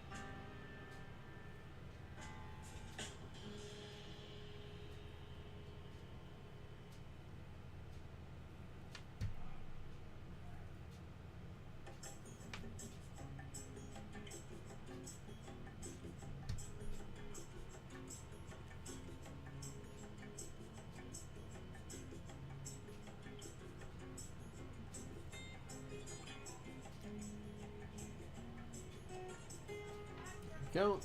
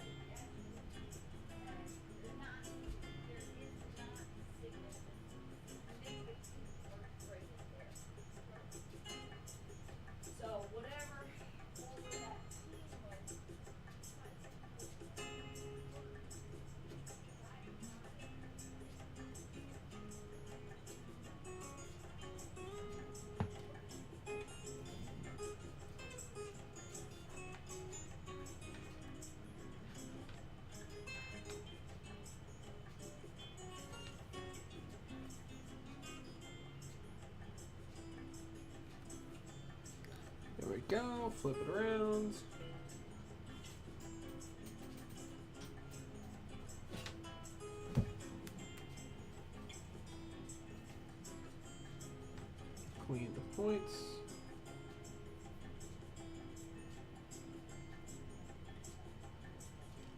go. All right.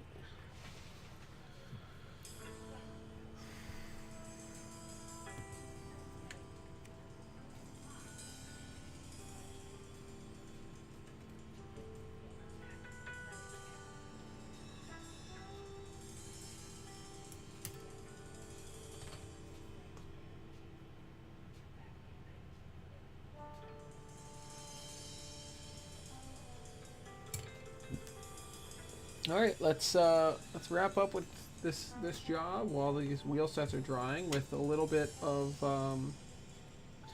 powder weathering to blend the job together and clean it up.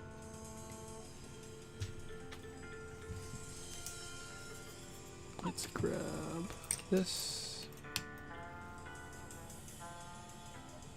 brush.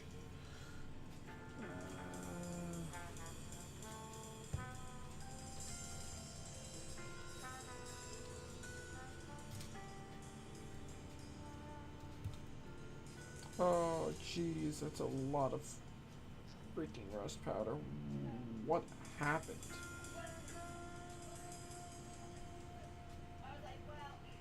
Holy crap.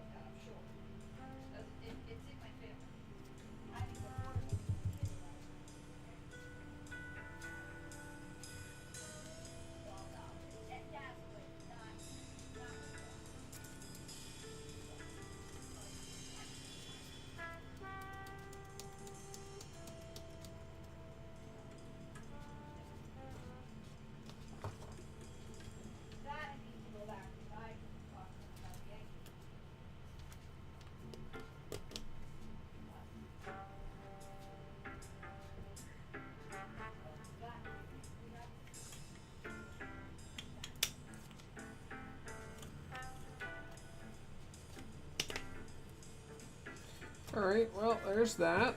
Let me,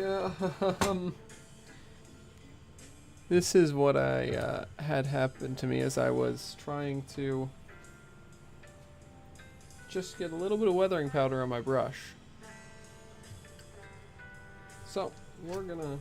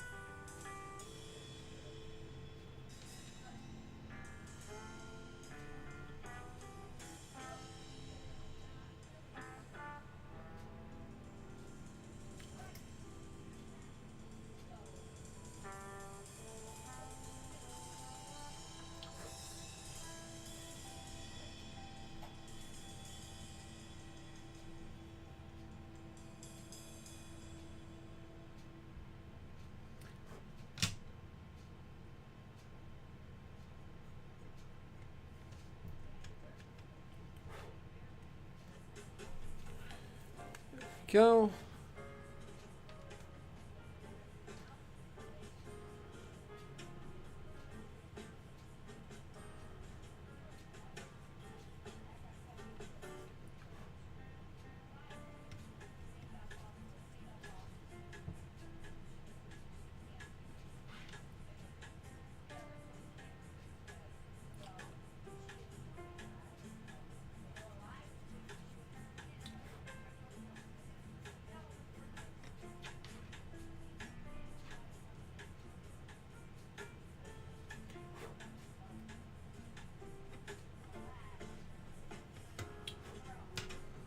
There we go.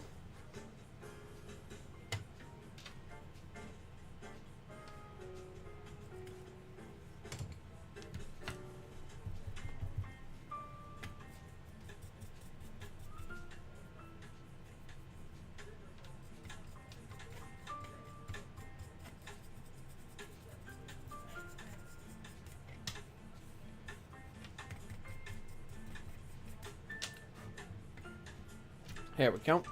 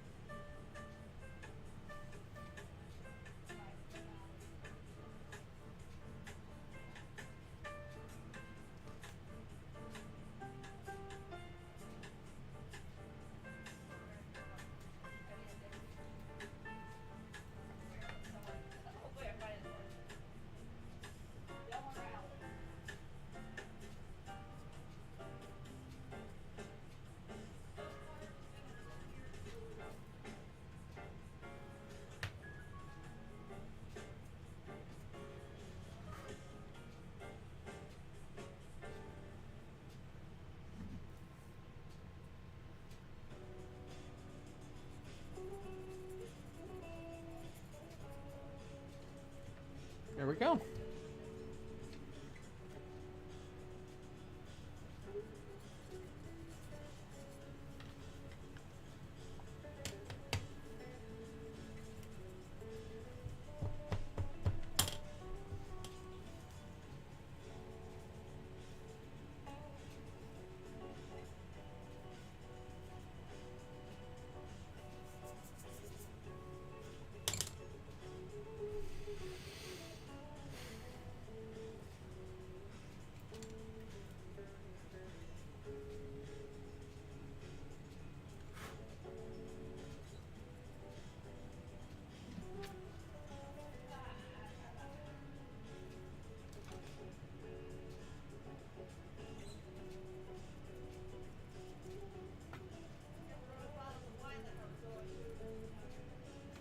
Go.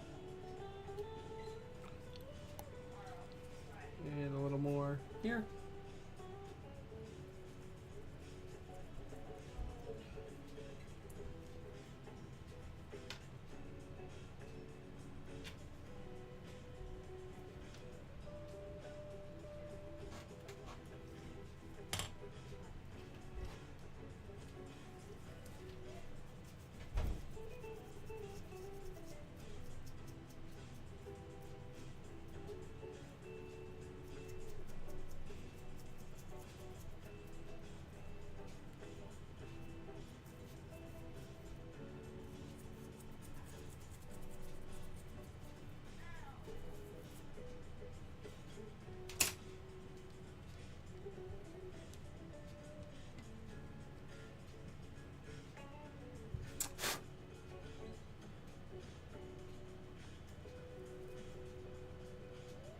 There we go.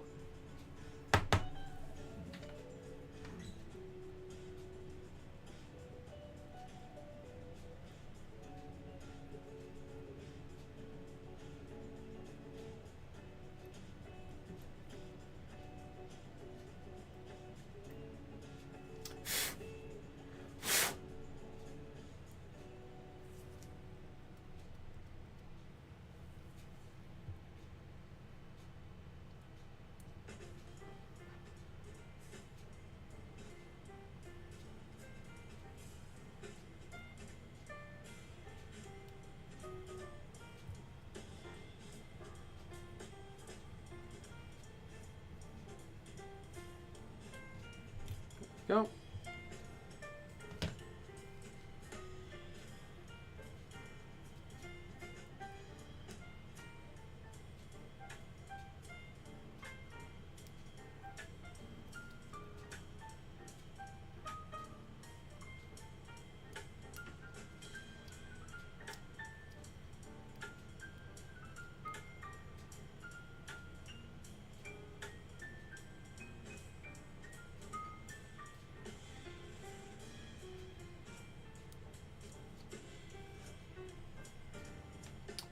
Putting the trucks back together here.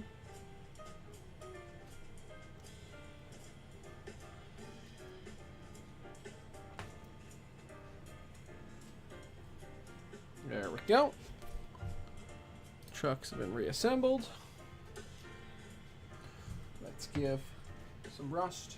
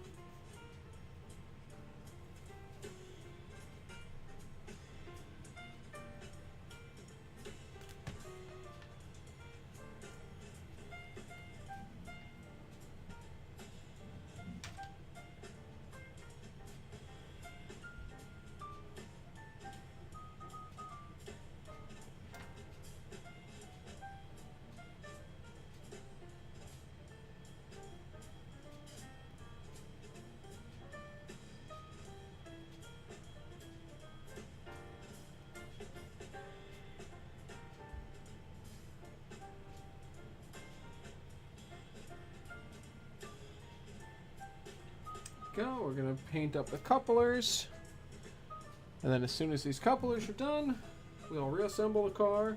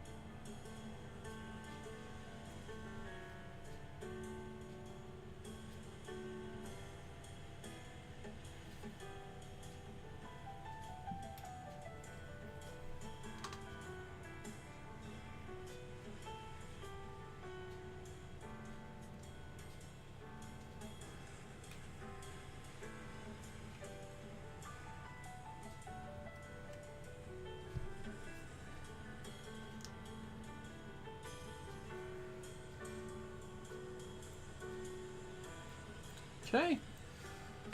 Where's those pins? Kingpins here. 1, 2.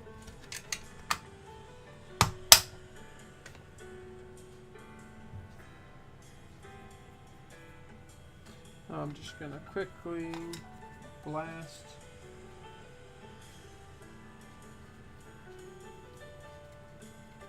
A little bit of this.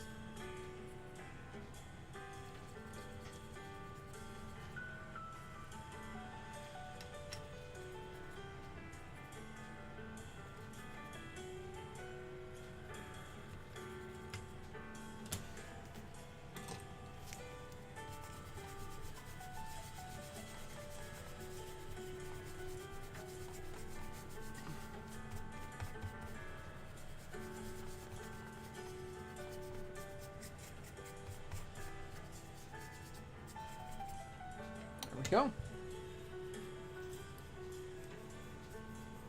And do I have my grime here? I might do a touch of grime along the bottom. Oh boy, blood sugar low. Gotta finish this up so I can go have a snack.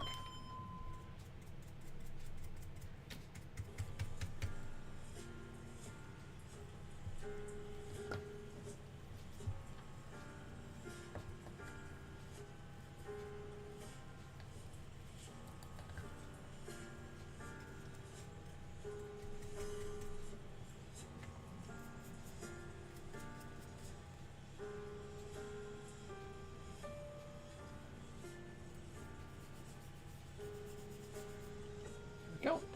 Just a very, very light bit of grime.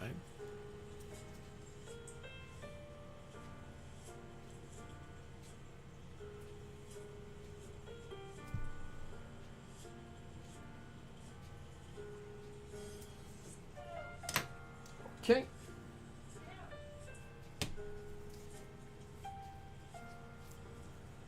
There we go.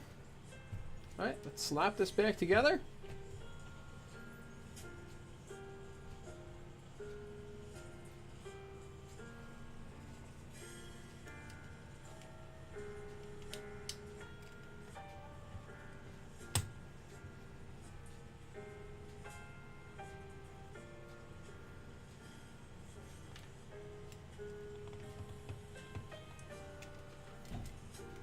And there we go.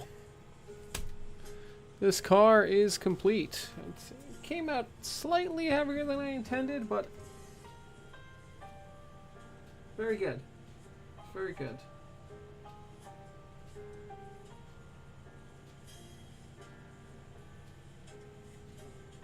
Good. We're good.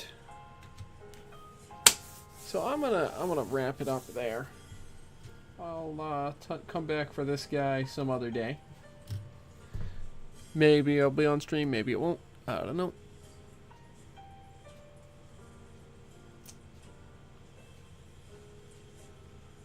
So, yeah. thanks so much for watching tonight, y'all. I hope y'all enjoyed